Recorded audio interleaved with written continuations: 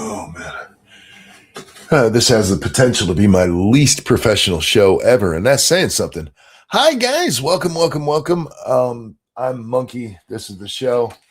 I feel like ass, and we're gonna do it anyway. Since we last talked, I got worse, and right now I'm feeling a little bit better. Not great. My ears are finally starting to work again, although my left ear's a bit off. So if I'm out too quiet, probably has to do with the fact that I can't tell how loud things are right now. I can't believe my wife has hearing issues anyway. She's not like deaf or anything, but even in my normal speaking voice, she's like, "What did you say?" I think she just has wife ears. But I my ears, like I could not tell how loud I was talking. So trying to be nice, I was, keeping my voice, trying to keep it at an even keel. And apparently I was whispering, and she's like, "I can't hear you." It was wonderful. Anyway, couple of things before we start here. We'll get to the battle of sexes in a minute. Dixie Rose, thank you from the 28th. It just says, I think that's supposed to be testing. Thank you for that double feminist $12. And one just came through. Hang on one second here. Come on, load up. Told you, least professional example of this show in history. Adibisi, thank you. They killed Xander, those bastards. After the professor, Xander was the most likable character. The girls only beat him because they were hot. Okay, I want to talk about that quite a bit, actually. But before we do, I have to explain how this show is going to go and say hi to Jack. I got 2 brain surgeries. Jesus Christ, dude. Damn. And hi, Jack. How are you? I'm doing better than Matthew, apparently. No shit. I'm assuming that means 2 coming up. So I hope everything goes well, my friend. Yeah, absolutely. And NetOps, thank you for becoming a member for month number 29. How's it going, Monk? I got to fly my new. Oh, God, I can't read that. I got to fly my new airplane home today. Got my license in January. After 22 years of work, I've made it. Congratulations and thank you so much for becoming a member Absolutely. for month number. What was that? 29? 29. God bless. Thank you. Thank you. Jack, as you can tell, I'm still not feeling well. No, I'm shocked. I don't know what the fuck this is, but it I'm is not kicking feeling my well. ass, man. I am not enjoying this at all. You probably have a double ear infection. Actually, my right ear, perfectly fine now. Yeah, because you were probably sleeping on one side and it drifted over to that side.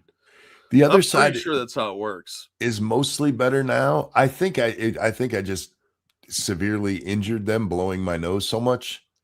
I think the pressure in my head got fucked up. Yeah, I've done that where you like blow out your eardrum a little bit. Yeah.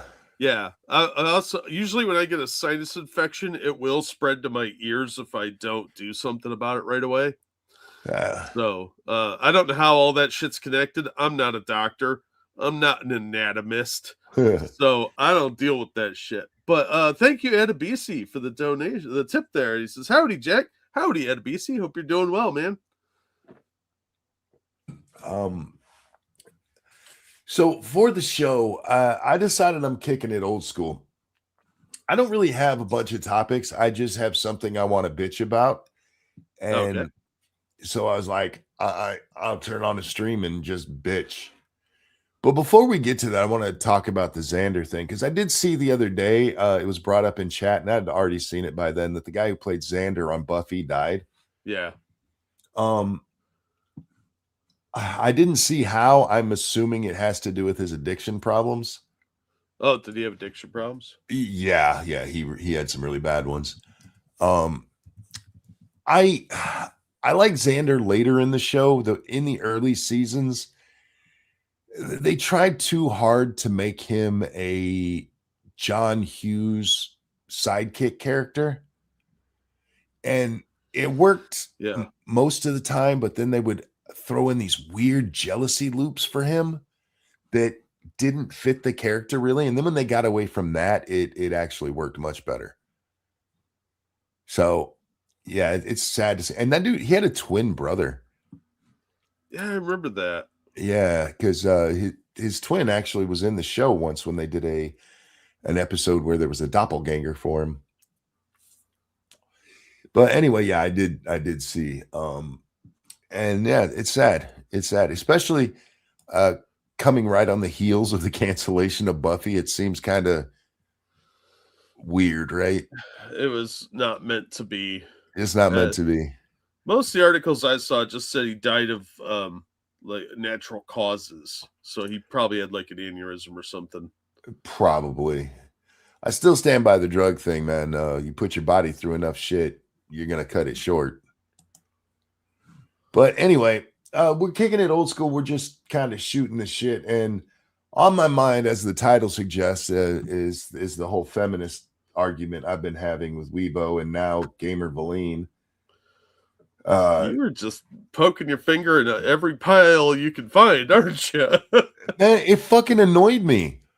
Because, okay, the Weibo one, I guess I should set the whole thing up for anybody who hasn't heard the whole story. There's a Vox article that says Gen Z men want to have babies. Gen Z women have questions. And I innocently said, women have been being told for 30 years that childbirth is a burden and they don't want to have babies. Weird. They literally will tell them this will ruin your life. Having babies will ruin your life. Now, the feminists will tell you what they really believe is that women should be able to make whatever choice they want. But they don't respect mothers at all. At all. No. They see them, especially a stay-at-home mom. In the rare instance that you're able to make that decision, they have nothing but contempt for them bitches. Other traitors of the feminist cause. Feminism has so deeply ingrained itself, especially in American culture, but in Western culture overall, that most women are feminists and don't even realize they are. To the point saying something. So Weibo shoots back at me like, wait, it says in that article that these women don't want to sacrifice. I said, see, you're kind of proving my point there. You're proving my point. You see it as a sacrifice to fulfill your goddamn biological imperative. Now, apparently some people don't know what biological imperative means. So I'm shocked. Have you seen the new Shoe on Head video? I have not. I haven't seen much of anything, guys. I saw her paying homage to the Kino Casino. I'll check it out when I get time for sure. It's Shoe, so you know I'm going to watch. Excuse me. I'm dying. Biological imperative is something we have to do to survive, either on a personal level or as a species. What? That's crazy talk. What are you, Darwin? I know it's weird to think that there's these very few, because there's not very many biological imperatives. They're very, it's a very short list.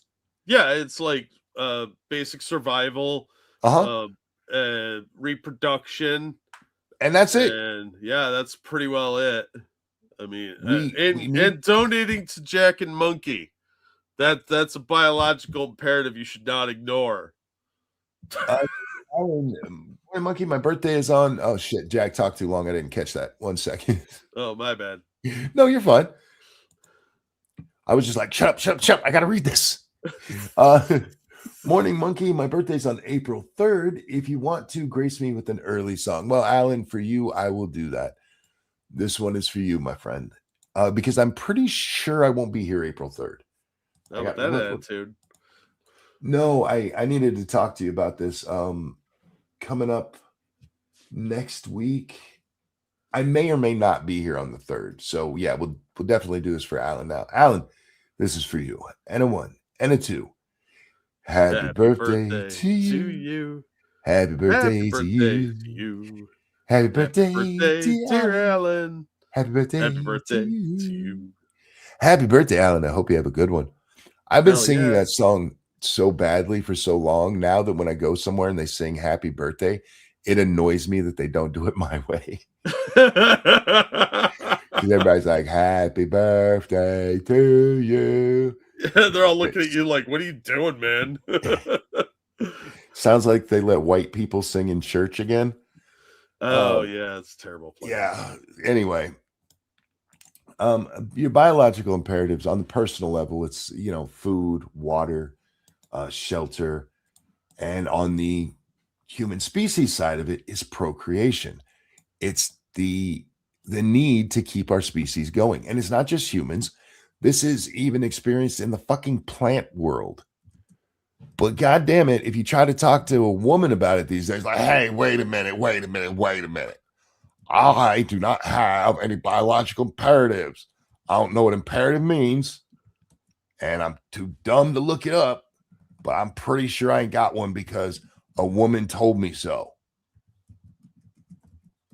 I'm so tired of running into these people who put on a intelligent front. But the minute they get any goddamn pushback, they immediately go to feminist talking points. And so then Gamer Valine hits me up with like, excuse me, if it's a biological imperative for women to have babies, then it's a biological imperative for men to provide for them. Wrong. What? Wrong. That's not true. But look at that way you went to immediate feminist talking points. But what about the men? Reproduction is not necessarily designed that way that men have to provide. That's not what a biological imperative is. The humping part is providing for our children helps serve the biological imperative, but it is not a biological imperative. In fact, children can live without men in their lives at all. They can. Their mothers can literally feed them from their bodies. We can't do that, Jack. No. In fact, there was a guy in the Old West, Kit Carson, whose son died while he was trying to, because the mom died during childbirth, and he was trying to get his kid to a neighboring town, but the baby died because he doesn't produce milk. Yeah. Now, that's not to say fathers shouldn't, join in and help out and blah, blah, blah, blah, blah. But we're talking about what is necessary for survival. Yeah. The survival of the species depends on women having babies because men can't fucking do it. Just like it does depend on men having sperm because women can't just spontaneously make babies. You don't know what a woman can do. They can do anything a man can do. Yeah, no, they can't. Thank you, Zan Wild says, hi, a monkey and Jack have pics of 2 newborn orphan kittens that I bottle feed for you. 12 days old today. Oh, thank you for becoming a member for month number 8. And that is awesome. That's cute. I hope they're doing well. Thank you, Alan, who says, hello, my friend. Hi, Alan. Hope your birthday goes well in a few days here. And I hope you're having a good night so far.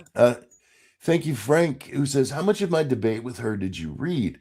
Is Gamer Valine the Hobbit chick that started talking to me the other day? You were gone so long, Jack had a birthday, and I became 40. Oh, shit. Yeah, we're getting old, dude. Yes, Gamer Valine is the Hobbit chick. I think that's her name on Twitter's Hobbit. She's somebody who used to be a member of this audience. I don't know if she still watches or not, but she started out in Sinatra's audience.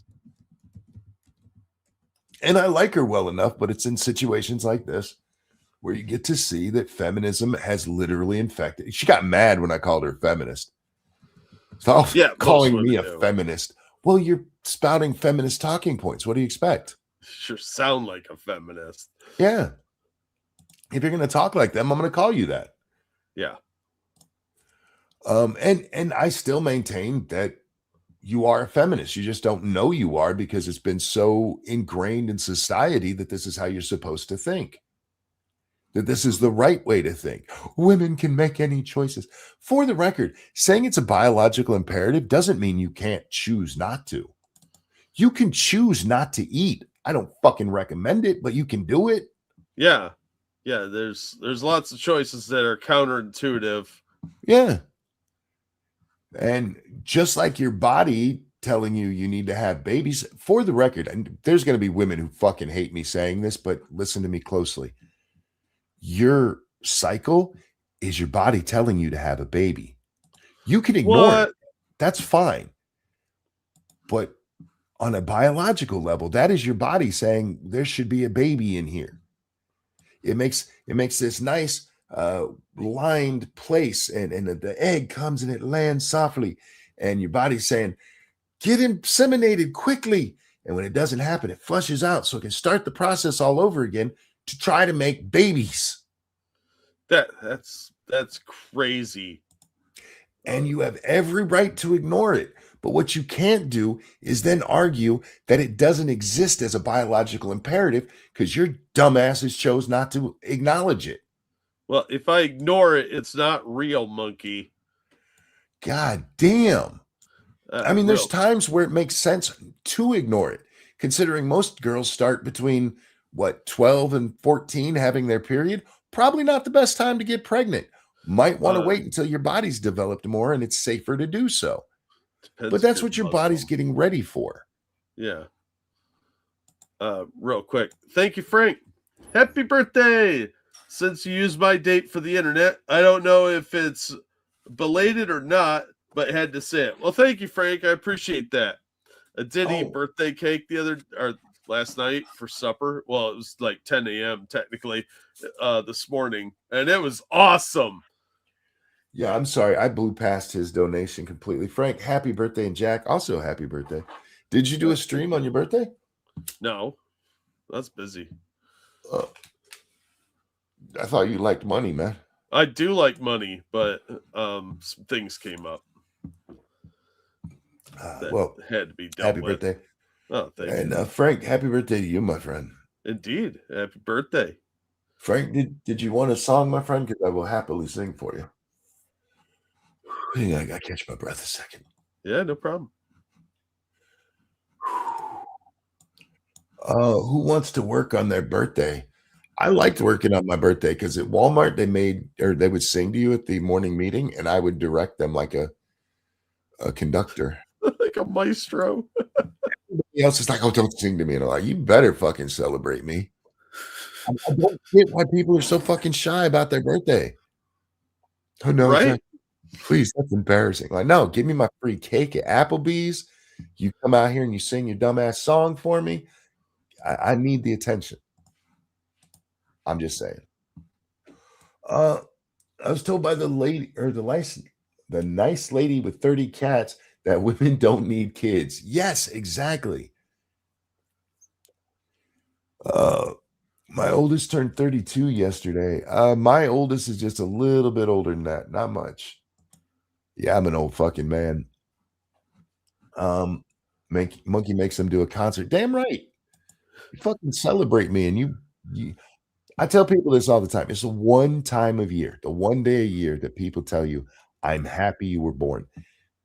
A large portion of my life, this might shock some of you. I've had people telling me things like, go fuck yourself, and I hope you die in a fiery bus crash. So when people are happy that I'm alive, I take advantage of it. I agree. So that's just my take on it. Thank you to Katie. Children are such a biological imperative that pregnancy literally helps with things like cancer and emotional regulation. Oh, yeah. Well, that's the arguments I got into. I only had one real exchange with Game of the League. And basically, she proved my point. And my point is simply that these women have been told that your life ends if you have a child. And it's not true. Like one of the things that the Game of the League shared, well, you got to consider rent. Like there's bitches having babies in mud huts eating UN rations. I think you might be able to have a baby even if the rent's too high. What does the rent have? They don't charge you per child, do they? There are good reasons sometimes not to have a baby. Like, hey, we're not financially responsible right now. That's a decent argument. Sure. But when I first had the exchange with Weibo, the things mentioned were salary. What was the middle one? I forget that one. I don't remember. And finally, health. And of them, two of them were selfish reasons. Yeah. Like, "Oh, I don't wanna sacrifice my salary." Like, okay, that's fine, but that's a selfish reason. That's not a real reason. Because if the man, especially in the context of the articles, like men wanna have the babies, women don't. And I don't mean they wanna actually push a baby through them, they wanna have kids. Yeah. The man is now legally on the hook for 18 years. Even if you decide you don't want to be with him anymore and you go fuck every guy you ever meet past that, you still have to pay for that child. And you're legally required to. Your ass can end up in prison not doing it. You fuck around enough and they will just keep your ass locked up. Yep. Which is a weird way to get somebody to pay money. One of the first things they do is they suspend your driver's license. So good luck going to work to pay for that kid. So it's not a very smart system. Oh, you're not gonna like this one. I gotta get the name right here. The anonymous gamer. Excuse me. Says the real question is, where can I go to find a women that aren't hardcore feminists and are just plain old normal? You can't. The reality is that the feminism, if you mean hardcore feminists like the modern day blue-haired loons, the ones like go to Trump rallies and scream at the top of their lungs, most women aren't like that. But all women in Western society are feminized to the point, and I don't mean feminized like feminine features and stuff. I mean feminazied. Let's call it that. We'll take Rush Limbaugh's language. They've been so indoctrinated into feminism that they don't even realize they are. They don't even realize they are. But it comes out at the first possible second. Like, just try this. Just try this. Some woman in your life, while you're sitting down having coffee or something, just look over at her and say, sometimes I think it's okay to punch a woman. See what happens.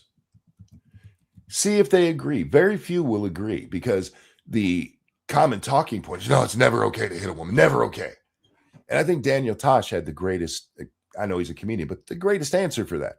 If you walk in on your wife trying to drown your baby in the bathtub, is it okay to punch her? I would say yes. Yeah, I mean, I'm not going to argue with that one. But if you just throw it out there, is it ever okay for a man to hit a woman? Like, oh, how dare you even suggest such a thing? We are such noble beings. Like, we're in touch with the Earth Mother. Are you in touch with the Earth Mother? Are you part of the divine goddess? I don't think you are. It's such nonsensical bullshit. And I'm not asking you women to have babies. Keep your panties on. I don't give a fuck. I'm not trying to bang you. But we don't get to deny science because you want to make a choice and pretend it's fucking noble. You're not making a noble sacrifice by not having kids. You're making a very selfish choice. You're literally saying my needs are more important than the survival of the fucking species. I hate to correct you there, but it's my wants are more important because need implies like basic survival stuff. No, right. It's a want. You're right. I said that wrong. Although I did say it the way that they would have said it. Yeah, it's for them it's needs. Yeah, it's a minor semantical detail, but it matters for the context. No. I'm being as humble as I can be. You were absolutely right. I should have said what I want rather than need. But it is what they would say is I know it. I need that. I need my salary. Do you? What did women do before they had salaries? Why do you want to work in an office so bad? Real quick, thank you, Alan, for the very generous donation. It says, happy birthday to you. Happy birthday to you. Happy birthday, dear Jack. Happy birthday to you. Oh, thank you. I appreciate that. It's very generous of you. I didn't see. Did Frank want a song? I don't know. I suppose I should sing to Jack too, huh? No. Happy birthday to you. I'm not singing it like that. Yeah, Happy please birthday stop. to you. Happy birthday, dear Jack. Happy birthday to you. Yay, Happy birthday, me. bud. I really do hope you had a good one. I'm sorry. I didn't do anything. I'm half out of it still, so I You're apologize good. for missing shit. I think I'm supposed to take my medicine too. Probably. You should probably take your medicine as a routine thing. Well, I'm just making fuck me. Just taking Dayquil. I ain't gone to a doctor or nothing because fuck that. Yeah, God forbid you get some antibiotics to actually deal with the issue. Nah, fuck that, man. Look, I'll either get better or die. And right now it looks like I'm on the mend, so your age. I don't know. That's fair. I won't be calling that bluff too much there, buddy. Look, I got to be asleep for me to die, so that's a good sign, right? I don't know. For you, is it the person that replaces you that falls asleep? I don't know how this killing power works. It's like the Santa Claus, man. When I die, it passes to someone else. Oh, I see. Yeah. So at least I know I'm going in my sleep. How ironic would it be if I woke up and died? Kiddo, I know you're listening and you don't like when dad jokes about like stuff like this. I'm fine. I'm just sick, honey. Anyway. All of that nonsense was to mask me opening some Dayquil and taking it. Oh, what were we talking about? That's not good unless it's behind the counter stuff with the pseudoephedrine in it. Oh my God. Lady Monkey got me some severe cold and head congestion stuff. Mm-hmm. And I took it and it was fine, but I woke up and my nose was so stuffed. It hurt and freaked me out a little bit. Have you ever used nose spray? Yeah, I don't like using that shit. Oh, I love nose spray, but I don't touch it. And the reason I don't touch it is because if you use it too much, you become dependent on it. And if you don't use it, your nose swells shut and you can't breathe out of it. Yep. And I had a kind of similar reaction to that stuff after it left my body while I was sleeping. As I don't want to take that shit anymore. So I went back to my Dayquil. Nobody cares about this, but that's okay. We're doing this old school. I don't know how many of you guys were around when this show first started. Jack, you were there. Oh, yeah. This show started because I was doing a show with Scribe and Satsu called Lords of the Night. And one of the topics we had talked about that night, I don't want to say it was cut short, excuse me, but I still had a lot to say. So after our main stream, I was like, fuck it. I still want to talk. And I just turned on the stream. And it kind of became this thing of me just rambling off shit. And I kind of want to get back to that because the structured format doesn't really work for me. That doesn't mean I won't talk about specific things. It's just that I won't come into the show with specific ideas necessarily. Wait, unless structure? Unless somebody pisses me off or something pisses me off. In this case, the bane of my existence, feminists. One of the things that Gamer Valina said to me was about how women had to go into the workforce. Women had to go into the work. Women didn't have to go into the workforce. Do you guys know why women went into the workforce? World War II. Nope. We're talking about when women really entered the workforce. Because feminists convinced them it was a smart move. Thanks, Mary Tyler Moore. You twat waffle. There was no reason for women to go into the workforce in the late 70s and early 80s. What you were talking about with World War II, it actually made sense. We did need women to go into the workforce because all the men went overseas. But in the late 70s, early 80s, you have this massive swell of women coming into the workforce. You know what happened? We had a massive unemployment problem. Yeah, it led to a big recession in the 70s. And a lot of people don't want to admit that women in the workforce helped contribute to that, along with the oil problems that were going on. But there was a lot of problems because now you had more competition for jobs. And I remember my parents talking about that But Daddy and Mom both agreed that it was because women were in the workforce in traditionally male jobs. Yep. Even secretaries used to be men predominantly until I think right around World War One. And you see the slow rise of women, and you see the massive rise of women after second wave feminism. Yeah. And it caused economic havoc. And now we're in a place where people have to work. Yeah, because companies figured out that if they convince everyone this is a really good idea, they can raise prices on stuff and lower wages. Keep wages down. Absolutely. Yep. Which is the problem we're having with illegal aliens too, is they're driving wages down even further because they'll work under the table for less than minimum wage. Oh, hi, Gamer Villian. She says, I wasn't talking about the 70s or 80s. I said it's no longer the 90s. But you brought up women in the workforce, and women entered the workforce in the 70s and 80s in massive numbers. And the reason the 90s were the way they are is because of the 70s and 80s, because they forced women to go to work when there was no real reason for them to do so. Yeah, we're giving a historical context to it as to why in the 90s there were so many women in the workforce. And it's why there's so many now. But if you look at where women are in the workforce, where are women mostly in the workforce? Retail, hospitality. They're not in nursing, major industries. No, they're mostly in education and medical. It's mostly it's largely lower end jobs. Yeah. And it's coming up now that they've forced, or well, I don't want to say forced, put such an emphasis on women getting college degrees. Yeah. Because that's what was really the problem. I saw something yesterday that made me laugh because it's just tangentially related here. You ever see Rock and Roll 1000?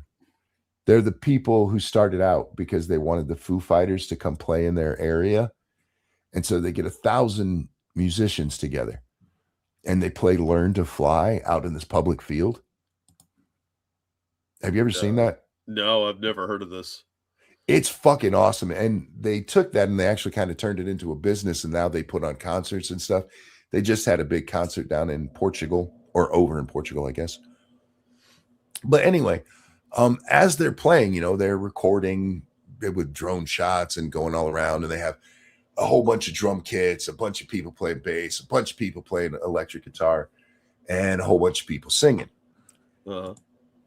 If you look at the people playing instruments, I didn't watch it really hard. I just noticed that I'd only seen one chick playing a guitar.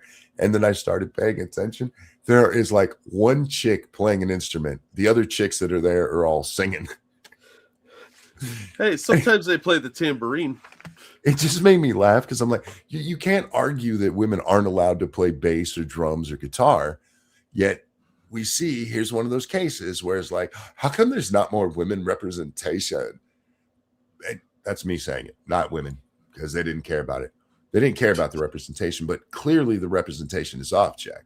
If things are equal, there should be at least 50% women there, right? Yeah. Did they even invite the Bengals? I know. But I'm so tired of the feminist shit because in order to accept any of it, you have to deny the basic realities of life. You have to just deny them. That men and women are different.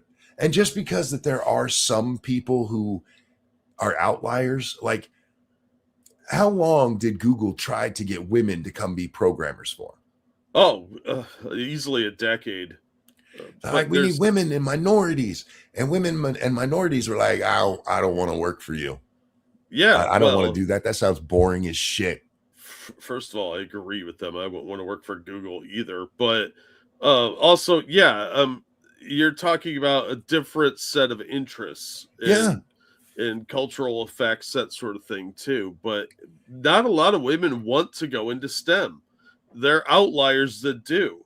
They're not the norm. And if you're one of those outliers, that's you. You're an outlier. You're not the norm. Importing steel. We used to import steel at the job I did. And then we use that steel to make products here in America. American steel is shit, and they have very low standards, and that's why people were using foreign steel, which, by the way, was more expensive than the American at the time. And then George Bush comes in and goes, we need more tariffs on that because I need the Steelworkers Union to help me get elected. And so he put tariffs on it, and it became too expensive to use the already more expensive European stuff. So we had to start using American steel and threw about 10% of it away because it was trash.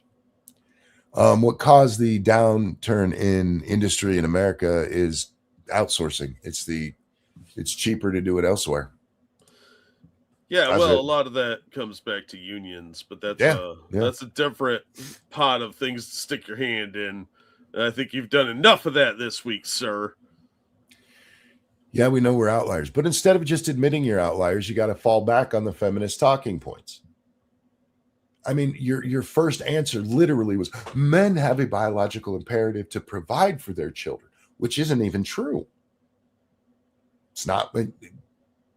Women could raise children all by themselves without men being involved at all. That, by that definition, it's not an imperative.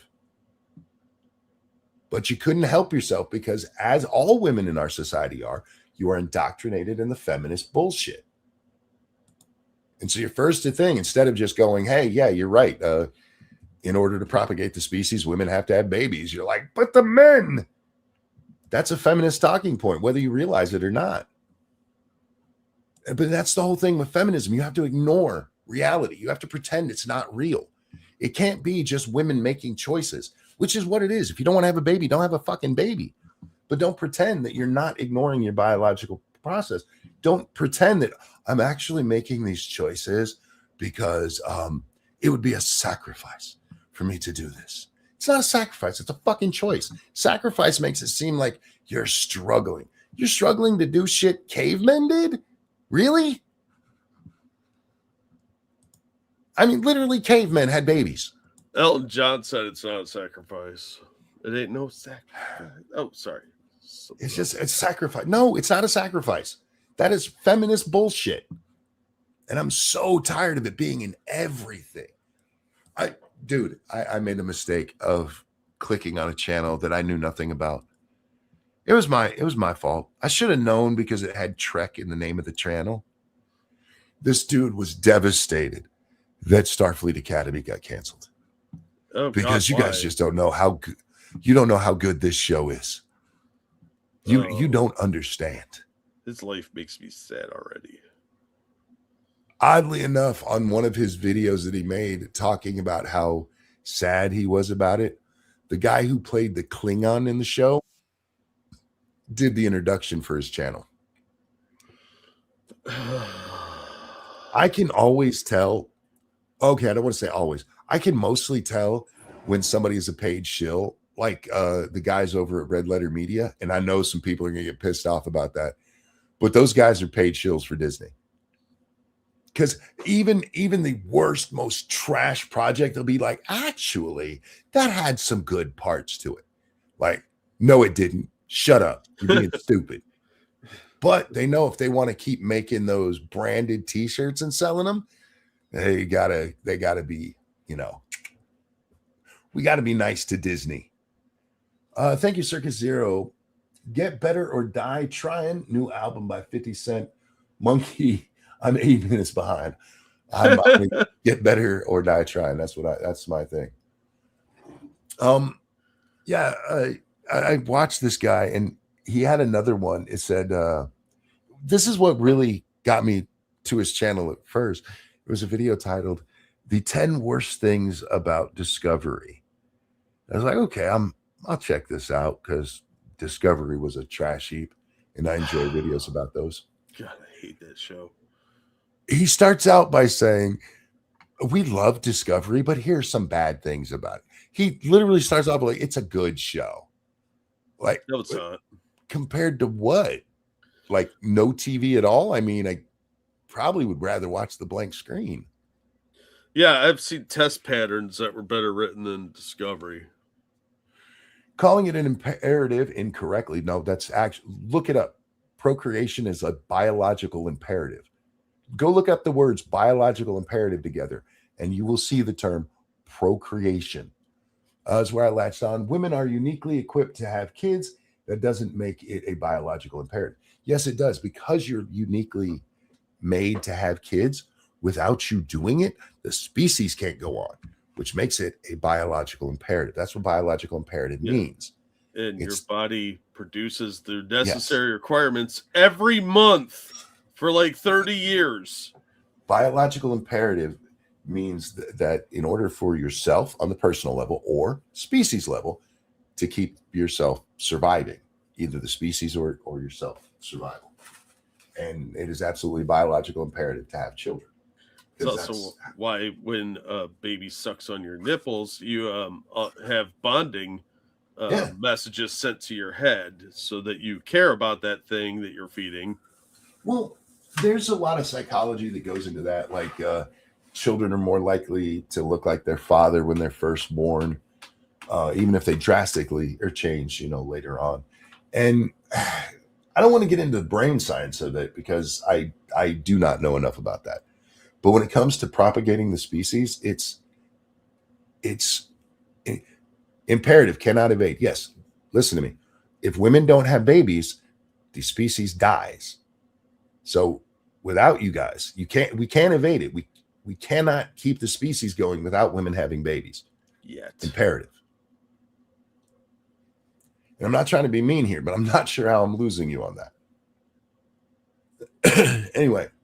And again, that doesn't mean all women have to have babies. Fuck it.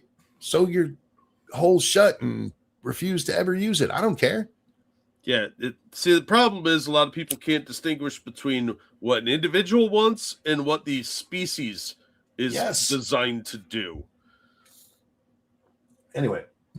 I love that Star Trek got canceled because it was funny.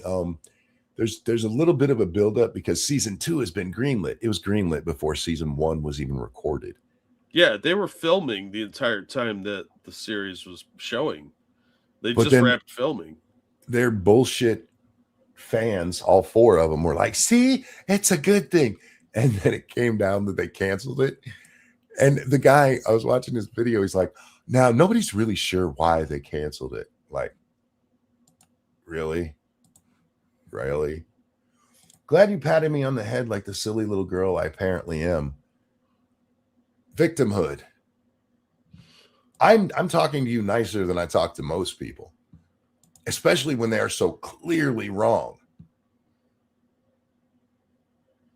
You're the one trying to tell me that I don't know what imperative means, and by your own definition, it fits what I'm saying.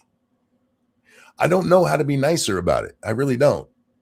Yeah, you don't have to like the fact that there is a species survival instinct built in, but it's like that with most animals. That's why if you corner one, they don't just fall over and die or let you kill them. They procreate. Even fungus and bacteria do this.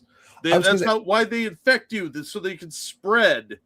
I gave this example the other day because it's even in the plant life. With cucumbers, you see it really well. Most of the cucumbers we eat, actually all the cucumbers we eat, are not fully developed. We pick the fruit before it's ready so that the plant keeps making fruit, because once it fully ripens, the plant dies because the seeds are ready to fall on the ground and eventually come out as new plants. Wait, are you telling me that in a healthy adult like peach, there is a seed in there that can propagate the species without its consent? And without those things, it just sort of happens. Without those things, the species doesn't survive. Whatever species it is, we have to be able to replicate. And humans replicate by, having sex and babies. I saw a great video from what's his name? King something. It was sent to me over on Twitter. It was about the population bomb bullshit. Mm-hmm. And King Trout, that's his name. And he was pointing out many of the things I pointed out, that the whole population explosion and how we're overpopulated. It's all fucking nonsense. and has been. I didn't realize it went back as far as it did. It actually goes back like over 100 years. The guy in the 60s who wrote his stupid ass book, The Population Bomb, which, by the way, has been wrong about literally everything written in it, and they still keep publishing it. Can you think of another scientific book that's been put out that is literally wrong about everything and they keep pushing it? I mean, besides global warming books. Oh, some eugenics manuals, probably. Maybe, but they don't push those anymore because they're like, oh, we can't talk about that. Now that Hitler guy ruined that for everybody. The whole population bomb was nonsense from the beginning. And you didn't even need to wait to see, but we've already waited and seen. By his telling, by the 90s, there was going to be mass starvation. We're 30 years on. Where's the mass starvation? I don't know. I'm still waiting for Manhattan to be underwater. We here in America, we throw away enough food that we could feed a small country daily. Yeah, fuck. Like, we're going to run out of food with all these people. No, we're not. Anything without a biological imperative to procreate is dead. True. Not just dead. It's wiped from history. It ends. It's the end of the line. It's extinct. I'm just tired of feminist shit. Getting into everything. Everything. Because I was watching the stuff, you know, the guy talking about Star Trek Academy. And the whole thing is just feminist shit. It just is. Even down to the point where they make a Klingon a guy in a skirt. It's like they've had to feminize fucking Klingons and make him a bird watcher. Oh, he's obviously a blatant homosexual. And it comes from a polycule. Yeah, a polycule where there's two dads. Speaking of biological imperatives, the Klingon race is dying out, and the smart thing to do is have two guys and one chick. What? So I don't know. Once every, I don't know what the Klingon cycle is, but let's pretend they're human. Once every 9 months, and then they're just wasting seed for 9 months for two guys. That's a smart way to help your species survive. It's feminist nonsense. It's just stupid feminist shit. And I'm so tired of it being in everything.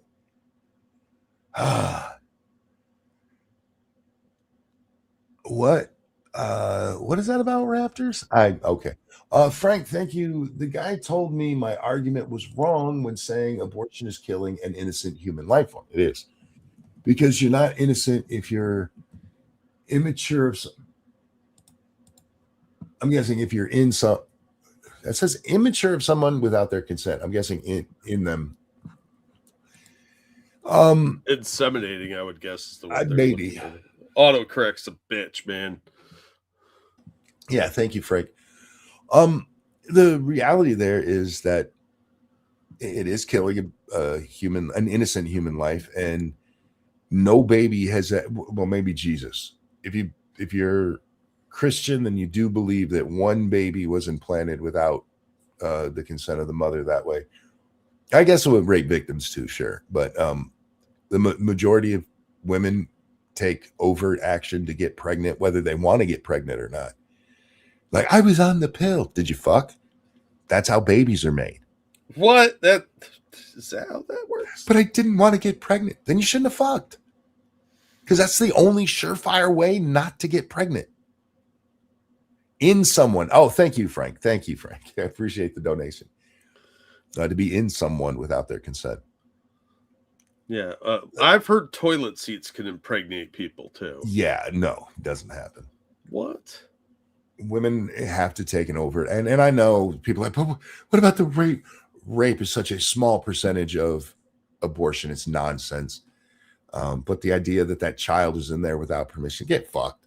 Get fucked. You did something that got you pregnant. You weren't just walking down the street and, oh shit, I'm pregnant. That's not how it happens. You want somebody to take accountability and they're a woman? Come on, monkey. I do. That we don't do that in this society anymore. Responsibility and accountability, that's the man's job. Women desperately want to be men. Why don't you guys latch on to the responsibility part? Because then they don't because if you avoid having to take responsibility and accountability, you're never the wronged party. You're never the bad guy. You're always the victim then. It's part of that victim mindset. Oh, no, if I admit that I had a hand in this, then I might be a bad person. No, you can't think like that. That's not what feminism teaches you. And that's not what all the self-esteem bullshit teaches women either. It's somebody's always oppressing you. And they have the ultimate trump card. Anytime you call them out on their bullshit, it's always the victim card comes out. Yep. Like, how dare you talk to me like this? I talk worse to men and nobody says shit. Because men are supposed to never show their emotions despite what women say. Did you see my debate with Vegan Gains? I did. I mean, even the one with Hunter, which was much more civil than the one with Vegan Gains, treated him like the retard he was. Nobody's like, how dare you talk to him that way? It's funny that women so desperately want to be equal to men, but they actually don't want treated like men at all. No, you're still supposed to walk on eggshells around them. And that's my point. You have to. There's a double standard in their favor, and they're okay with that. Yeah. Just like they say they want to see men express their emotions more until they actually do it, and then they lose all respect for you. Yeah. Men are just ballers. Men don't get the excuses made for them. And look, again, there's a reason we do that with women. It's kind of disgusting that they take advantage of it, but protecting our women helps survival of the species.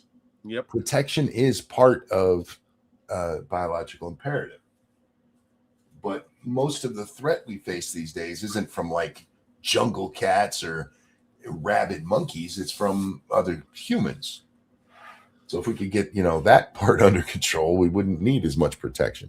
So what you're saying is we need to go with my plan to clone the saber-toothed tiger and unleash it on city streets. Yes. Yeah. I'm just people nervous again. I'm so tired of having to deny reality. Like that one chick who was doing some martial arts on Twitter, and a bunch of guys were like, I'd kick her ass. So I'm like, you don't understand. She's trained a whole bunch. I would say the same thing about a guy built like her, and I'd be right. Because the only way she knocks me out is if she gets a lucky hit in, and I could literally just lay on her and keep her from moving. Well, look what Fallon Fox was doing. Yeah. And even pumped up on estrogen. Fallon Fox was breaking chicks' orbital bones. If I fuck up, I admit it.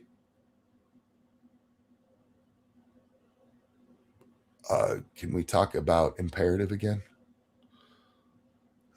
Damn Outlaw. Oh, well, these chems I mess with are deadly. I love you, sweetie, but we just had maybe I missed it in chat because I do miss chat a lot. But I mean, you instead of admitting it, you went to thank you for patting me on the head. You can't make this shit up. And I'm not trying to be mean to you. I'm not. But this is the kind of shit that if a man talked to me like this, but we have to be nicer to the women's. And women take fuck all advantage of that shit. Oh, yeah. Joe Rogan said Ronda Rousey would beat Mayweather. Adebisi, thank you. What's the poundage there? One, Mayweather was a pussy. He ran around the ring more than he actually fought. He was an excellent dodger. I don't want to take anything away from him, but he did beat a lot of women, so maybe Ronda would get her ass whipped. Well, are we talking him in his prime or now? I don't think Rousey would have beat him. People get this shit wrong all the time. I blame the dude that did the Battle of the Sexes, which I want to talk about that term for a second. It's not a battle of the sexes. It's women desperately trying to battle men and men going, you're so cute. You're so cute. Most men hold back a lot when it comes to an actual physical brawl with a woman. Well, here, let's ask the audience this and be honest. Answer honestly. You only get one of two choices. No three shit. We can talk about the other situation in a second. But Which is worse? A man punching a woman in the face unprompted, or a woman punching a man in the face unprompted? Give me a 1 if you think a man hitting a woman is worse. Give me a 2 if you think a woman hitting a man is worse. Now, I know there's going to be some people that are like, morally, they're both the same because it was unprompted, therefore they're both wrong. And technically, you're correct. But I am talking about the physical act. Which one is worse? Once, yes. And it's undeniable because the woman would get hurt, and chances are the man might get a little tiny bruise if she punches really hard. But we have to pretend that's not true. We have to pretend that no, women are just as strong as men. How come the women's soccer team isn't paid like the men's team? Maybe because the women's soccer team got their asses kicked by 15-year-olds. 15-year-old boys. You think that shit would happen in the men's league? And our men's team sucks. yeah, they do. These kids are going to be the men's team once they grow up, and they're going to still suck and still be able to whip the women's asses. But we have to pretend, oh, it's all the same. It's all the same. They're playing the same game, but they're not playing it at the same level. This is why you don't have big flyweight fighters, even at the height of boxing. The closest we came was Prince Nassim, and I can't remember if he was fly or featherweight. Really skinny guy, and what made him special, aside from being flamboyant, is he could actually knock people out. And at his size, that's just not something you typically see, because these guys are tiny. And if they tried to knock out Mike Tyson, no matter how much they tried, they would get the shit kicked out of them. They trained just as hard as Mike. They probably trained harder than Mike, because Mike has some natural ability and bulk behind his shit, so he doesn't have to train as hard. But now switch that up and be like, it's a woman. It's a 110-pound woman. And like she's just as strong as Mike. No, she's not. And it's not the same watching them fight. Watching women fight is like watching kids fight. It's boring. There's maybe there's a little bit of fun to it, they're hitting each other. But you're not watching it because you're watching the best of gladiator sports. You're watching it because some stupid feminist told you better watch our stuff if you support women. Well, on top of that, there's also, let's face it, men are more violent because of hunters of the species. So the majority of men have an innate ability to kill and a more willingness to do it, because women, it's just more antithetical to them as a group, as psychopaths aside. Do you know why there's the stereotype in boxing that you never bet on the white guy? It's not because white guys can't box. It's because white guys who box are outliers. Because for a long time, especially here in America, white people didn't have to do that shit to become rich or famous. And it was a way out of ghettos and shit for black people and Puerto Ricans and Hispanics of different nationalities. Yeah, it was a poor people's sport for rich people to watch. Yes. Like gladiatory arenas. And as you see that kind of even out as socioeconomic conditions improve, one, you see the sport basically die out. But go look at MMA. It's a whole lot of white guys in there, often who win, because these are the ones who desperately want to be there. But they're all outliers. They're all outliers. Marciano is the GOAT. I don't know. I mean, it's a different fighting game back then, man. One, you fought. I miss the days of you fighting until somebody got knocked out. It's the more honest version of the sport.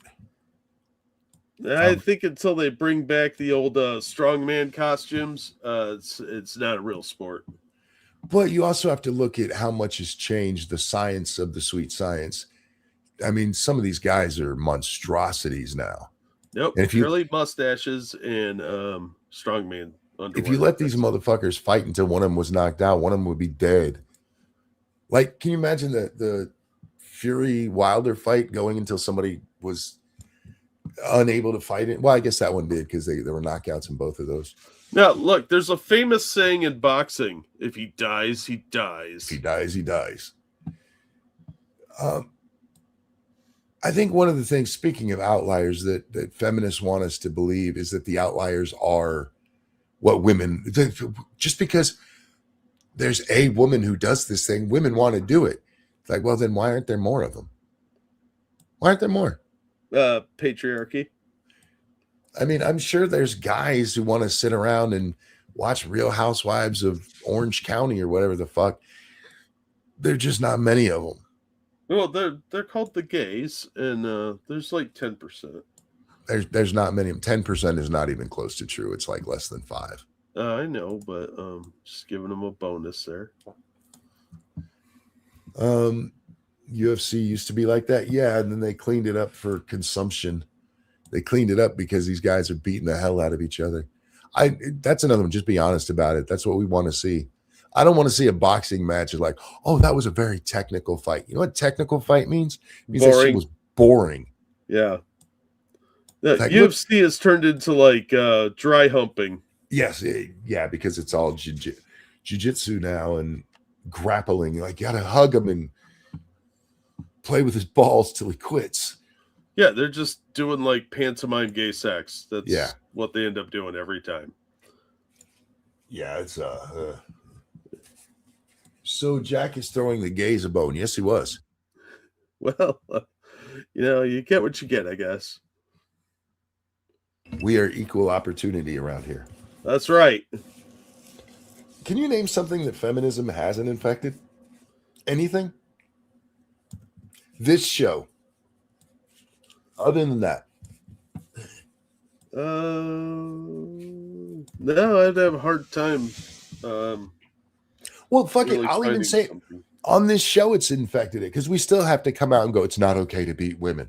Like, because we point out that a man could hit a woman harder, that we're like, yeah, go punch women, which we're not saying, but we got to be careful. We got to point out that we're not saying go fight women because otherwise somebody's going to be, oh, they believe in beating women.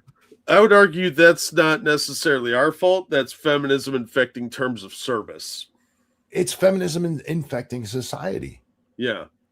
I think about the only thing I haven't encountered feminism in is slot car racing. Oh, I'm sure there's some female first slot car racer. Oh, I'm sure there is, but I avoid those people because they're scary. You want to meet some people that probably murder others and have bodies in their basement? Yeah, hang out with slot car racers. There's a couple of real sketchy weirdos in there. They're talking about what's happened at MMA. I think MMA fighters should have to stay on their feet. I think the only rule in there should be no ground movements. You have to be on your feet. Yeah, this whole like dry humping thing is really weird and uncomfortable to watch. It's boring. If you want to do that, it needs to be a sleeper hold like in the WWF. Yeah. Oh, sorry, it's WWE now. Yeah, stop chewing on that. My bad. I saw Hulk Hogan the other day on some video and it's like, oh yeah, WWE. But it said WWF on the thing because it was an old promo. Yeah. Back when it was more fun. Yeah. No, we've so feminized things to the point where people don't even realize it when they're falling for the same. I pointed out with Megyn Kelly time and time and time again. She's one of the ones out there like, I'm anti-feminist. And then the first time something comes up, so I can't believe men are talking about me like this. I can't believe you're picking on a woman. I once told a guy that I hoped his parents were beating him. I've never said that to a woman.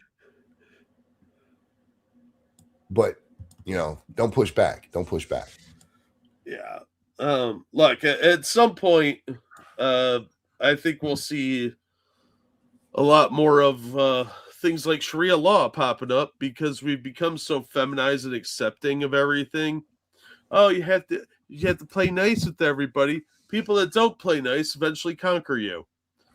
So keep an eye on places like France and Britain, and when the executions start and they have police of vice and virtue and all the women have to wear the burqas and hijabs and niqabs, then let me know all about it, about how your feminism has worked.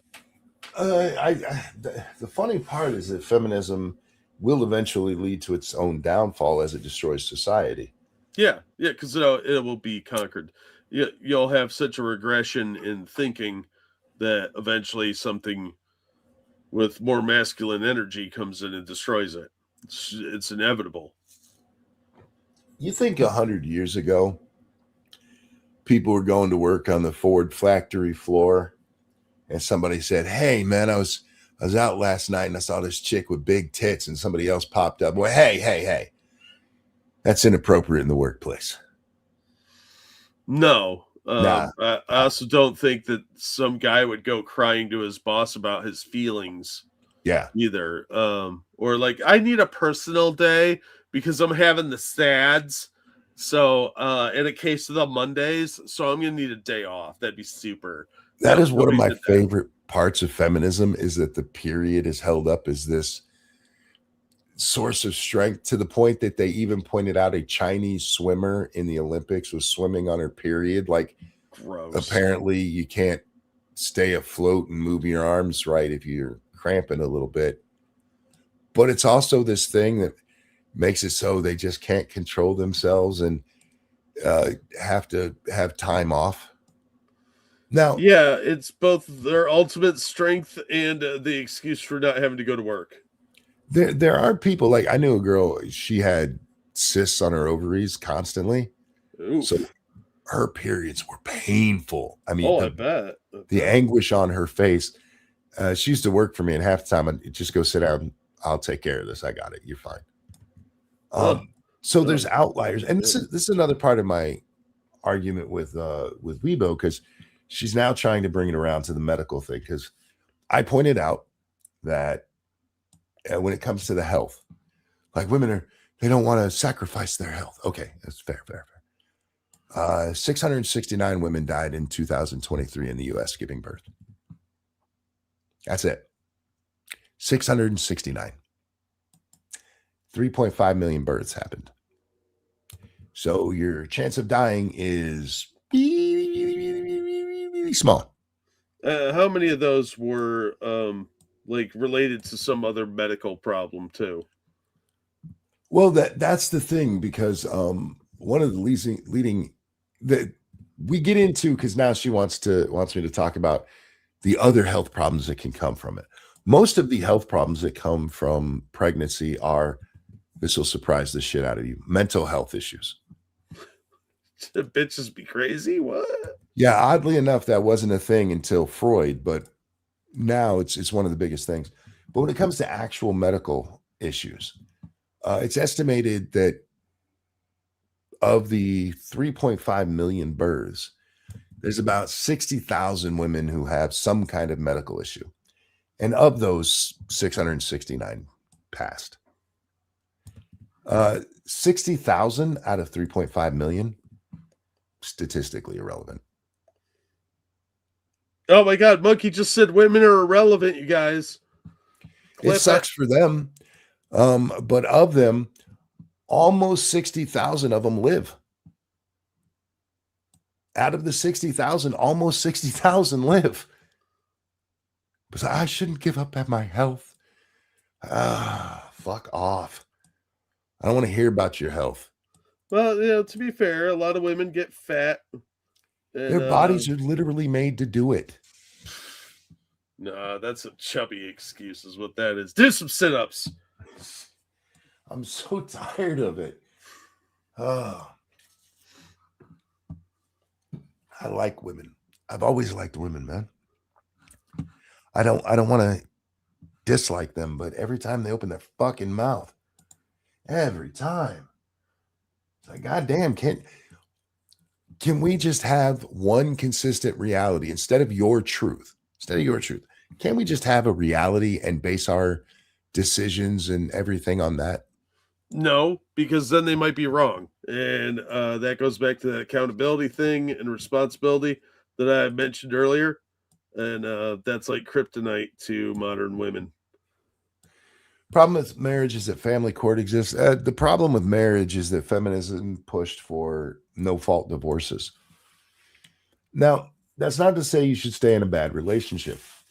However, it's amazing how many men suddenly become abusers when their woman finds a new guy she wants to be with. Yeah. Yeah. Like you never said shit about that, but suddenly it's a big issue, is it? That's coincidental. And maybe if divorce was a little more difficult, people would be more selective about who they start spreading their legs for.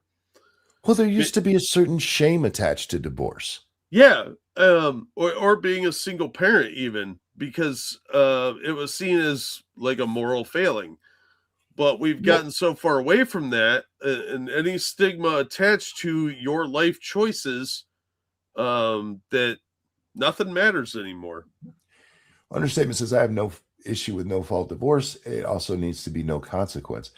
Well, that's the issue is everything has been set up for the women. It has been. The court system itself, it used to be that guys got their children in a divorce. Divorce isn't new. No fault divorce didn't invent divorce. But around the mid 1800s, it changes from instead of fathers getting their children, women got their children because there's a big push like women can take care of them and give them things that the daddy can't. I'm also going to need his money and his house.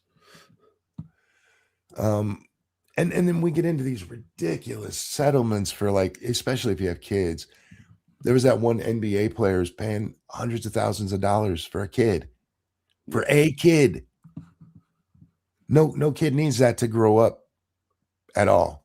I promise you, my parents raised 3 kids on way less than that. Yeah. That wasn't for the kid. That was for mommy. Because we have this fucking weird notion about how we have to give everything to women, no matter what they did or what happened. Like, hey, she had his baby. He needs to pay. Well, how much? As much as you can take from him. And in some cases, leaving him not enough to survive on. Yeah. I was watching one of those court things where they televise the courts. And it was on like Court Nerds or something like that, one of those channels. And this lady was trying to get more money out of her ex-husband because he bought another house. And she thought she should get that money too. So she wanted like all of his 401k, and because if he can afford a new house, he can afford to give her more money. Yep. And what ended up happening was the judge looked at the guy's finances and they hadn't changed. So she got $1,000 a month. It's like $1,300 a month. And she was so pissed because she's like, I'm going to get another house. And she already got his first house. Yeah. I get it if you've been together a long time. Like me and Lady Monkey split up. Literally, we've been together since high school.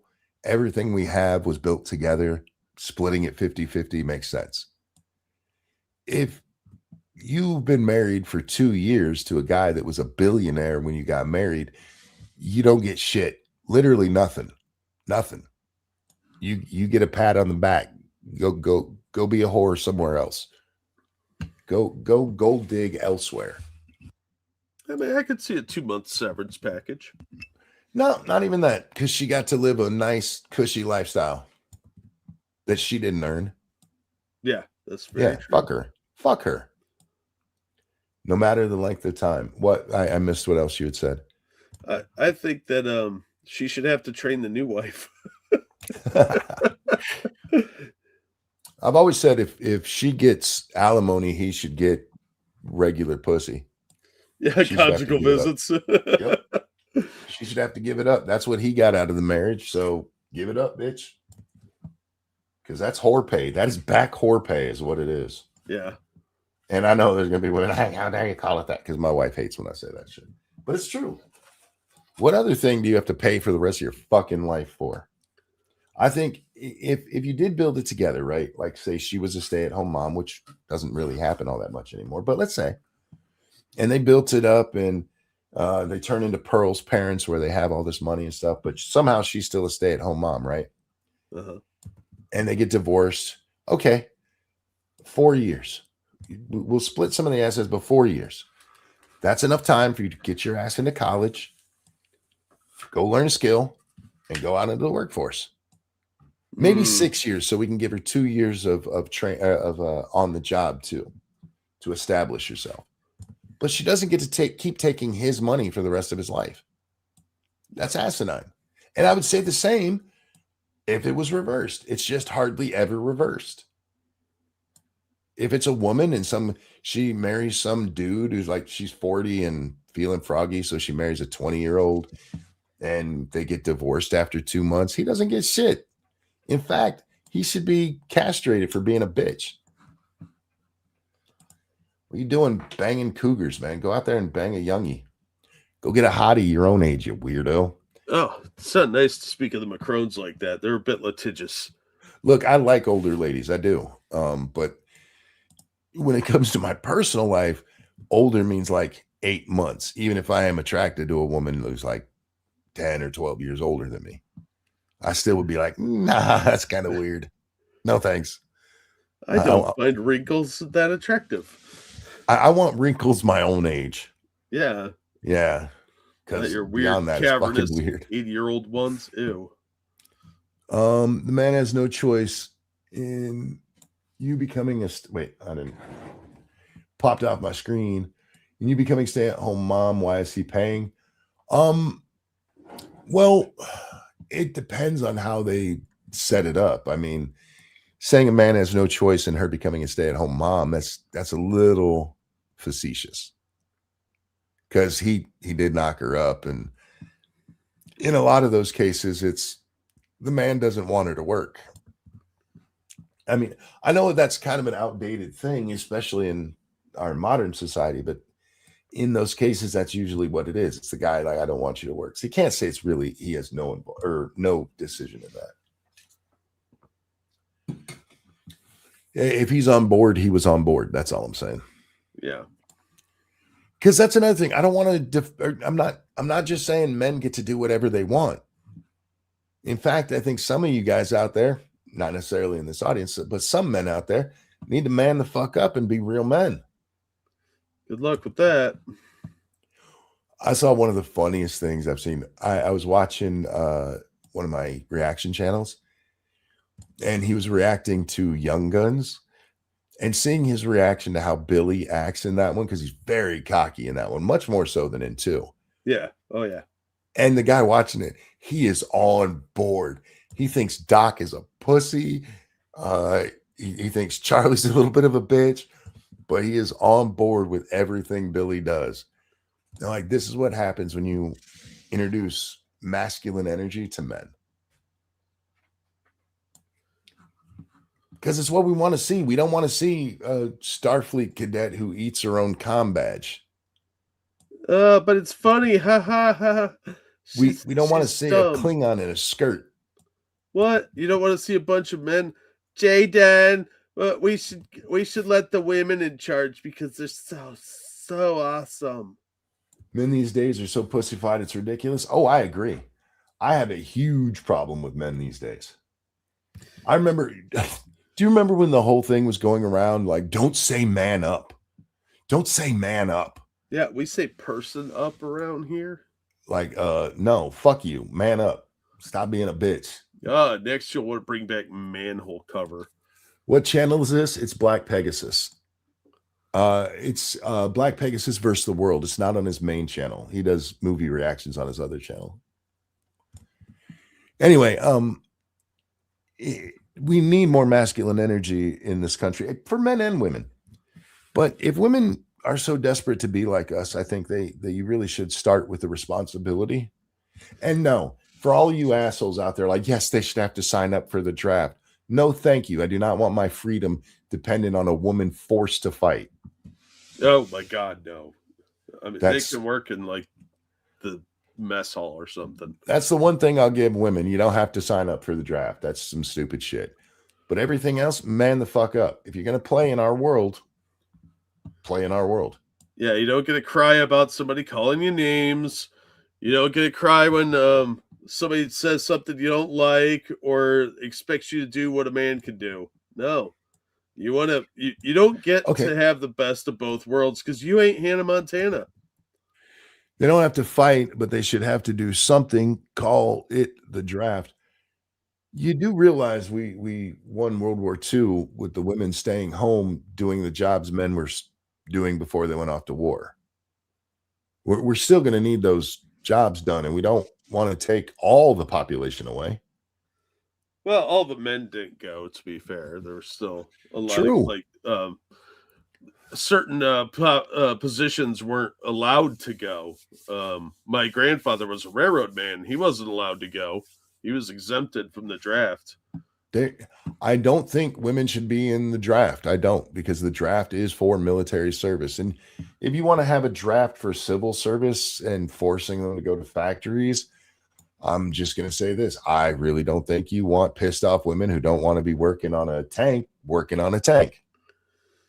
Those tank drivers will know what they did. Right. No, I think if we have a mandatory draft for women, their outfit has to be the Handmaid's Tale outfit. Women can't handle the draft the way men do. No. Women don't like being told what they have to do.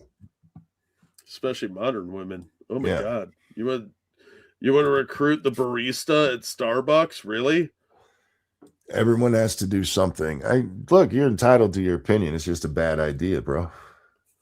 It's a bad idea. I think society would be much better off if we had a contraction of work and women went back home and men made more money and there was a good reason for men and women to be together financially. There have been so many incentives to keep men and women apart. I'm a romantic at heart. I really am.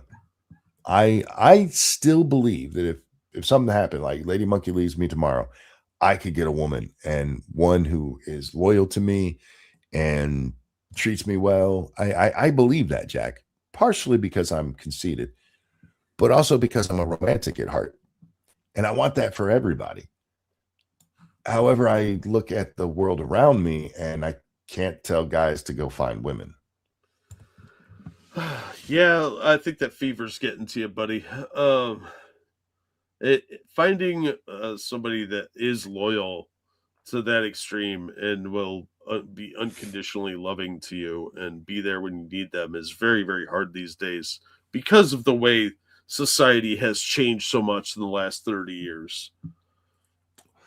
Right now, women cannot be drafted, yet they have a say in whether or not we can be drafted. It's true. I mean, you men are kind of whiny right now. It's unfortunately part of the hypocrisy of life, and you don't have to like it. It's just going to be the way it is. That's our duty as men to go to war. That's what we're for. We are the beasts of burden. Whether it's war or cleaning out sewer pipes, it's the dudes doing it, man. Men have always been expendable. Well, again, it goes to the biological imperative. One guy can populate a whole town. A woman can if she got pregnant every cycle, right? Let's say 12 babies a year. We'll give her a couple months for recovery, right? 12 babies a year for 40 years, she can make 480 babies. A dude can make more than that with one ejaculation if it was spread out among the women. We protect women because the survival of the species requires it. Allegedly. I said 12 babies a year. I'm sorry. You're right. Yeah. I had that math way off. 1 baby a year. So 40 babies. 40 babies. 40 babies compared to how many sperm are in average ejaculate? Couple Millions. million? Yeah. And technically, each one of them could fertilize an egg. So it doesn't really take that many men to keep the population going. It takes men to keep, society going, keep civilization going. But it doesn't take that many to keep the species going. The duty is to national survival, while the women gave away the country to authoritarians. Just done with them. Don't be done with women, man. Because that doesn't help anything. Giving up doesn't help anything. That's how you end up jacking off in the woods with MGTOWs. God, he gets so mad when I said that. It's funny every time. It is funny. No, we just have to start being men and calling out the bullshit, calling out the hypocrisies, calling out the double standards, calling out, look, if you don't want to play our games, go make your own. Go do it yourself. Did you see, what's her name? The chick that was on Scrubs for one season, the blonde girl. Sarah Chalk? Oh, no, she was on all the seasons. Except for, she was only in 8 or 9, which isn't a real season, for like one episode. Oh, what is her name? Fuck. Oh, she's actually in more seasons because she's the one that had JD's baby. I forget her name. Dude, I saw like 5 episodes of that show. You were not helping here. Ah, you dumbass. Somebody yeah, go ahead and tell me about how I talk to you, gamer. Somebody in chat will know it. But she was out there whining that men aren't showing up to female-led things. Yeah, because guys don't want to see that shit. Fuck you, there were only 8 seasons. I've only seen like 3 episodes of the new seasons, and they're actually not that bad. Unfortunately, they're way too interested in the side characters that they've added, and I just don't care about them. But because later on, if they get renewed again, the original cast could slowly filter out and finally retire forever. Thank you, Monk. Elizabeth Banks. Yes, that's who it was. Oh, yeah. You should have said the chick from Ghostbusters 2016. She was in Ghostbusters? Yeah. I don't remember that. But I can't say the chick it was all chicks. Yeah. But I would have been able to narrow it down to like 5 people. I suppose. Anyway, she's whining that men aren't showing up to these things, and they have a duty to show up for women. Like, why? I don't want to watch your entertainment. I'm not interested in it. No. You're not interested in it because you're not showing up.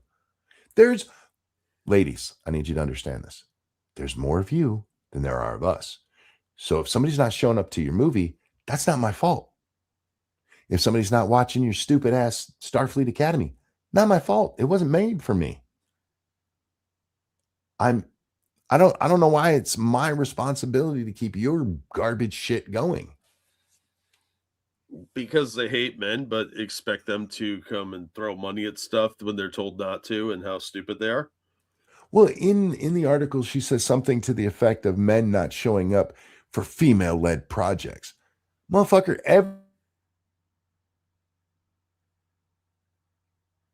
Is that him?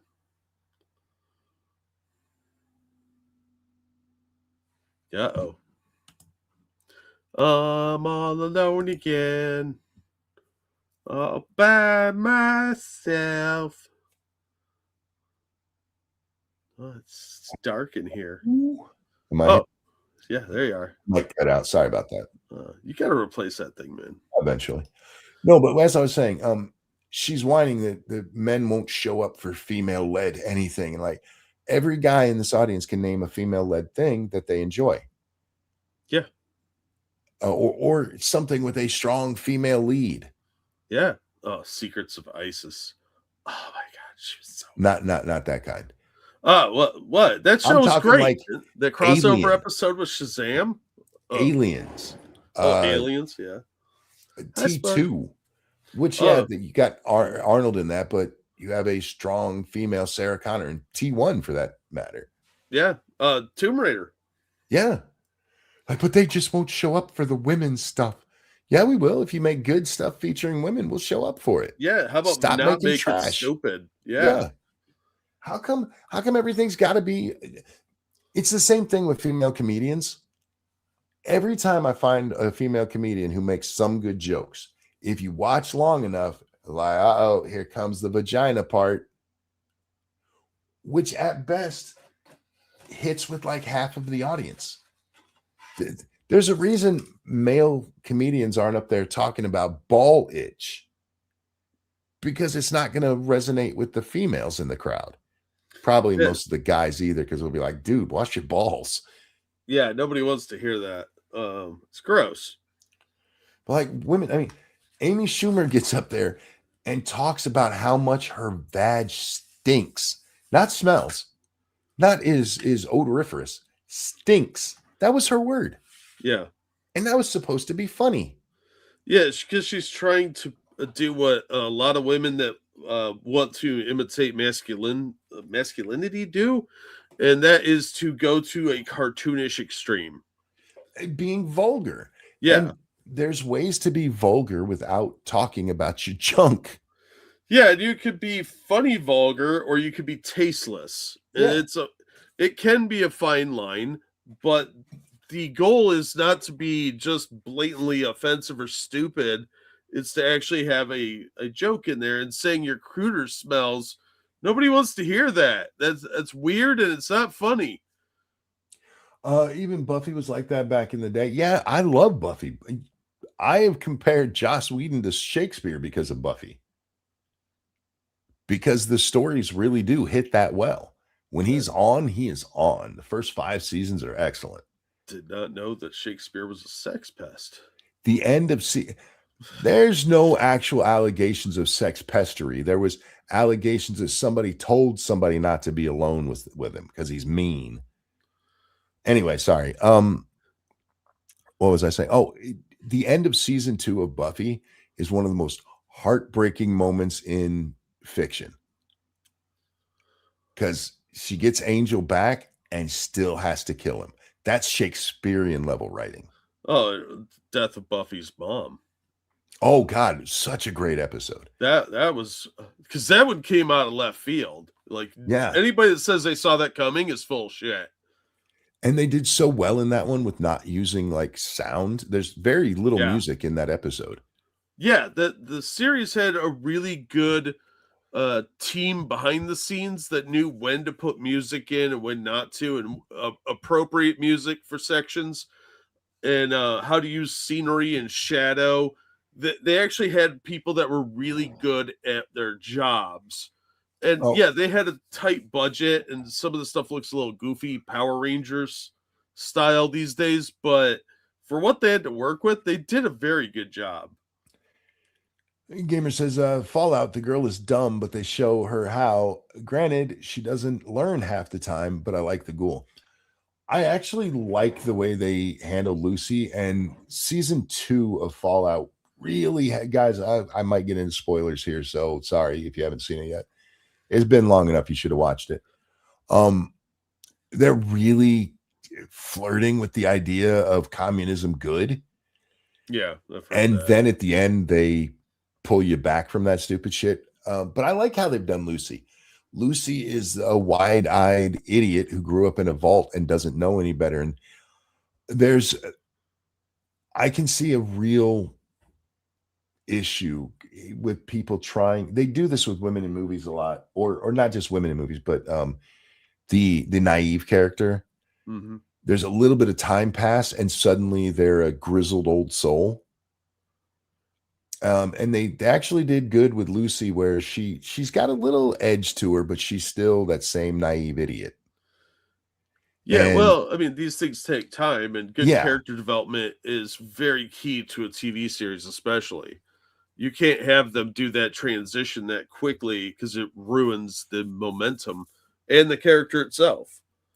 Yeah, the worst character in the show is Maximus, and he has such potential. But they're kind of doing that with him, where they're rushing him through the growing up process.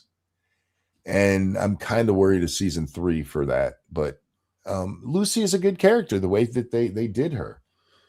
Yeah, I was surprised she's not a Mary Sue. So was I. She gets the shit kicked out of her constantly. It takes her a while to learn. Yeah.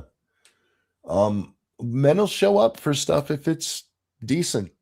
Yeah. We're pretty simple creatures. Hey, Jack, what are you talking? Yeah. Well, Terminator Genesis, I watched it again recently. Sorry. With one of my friends, and he was like, "Man, this movie's worse than I thought." And I was like, "This is worse than I remembered." What movie? Terminator Genesis. Oh, or not Genesis, Dark Fate, the one with the female lesbian Terminator. Yeah. And Brown Jesus, the illegal immigrant. Retcon the whole story. Yeah. Man, that's a terrible movie. And I'll never forget how much people were bitching and moaning about that one.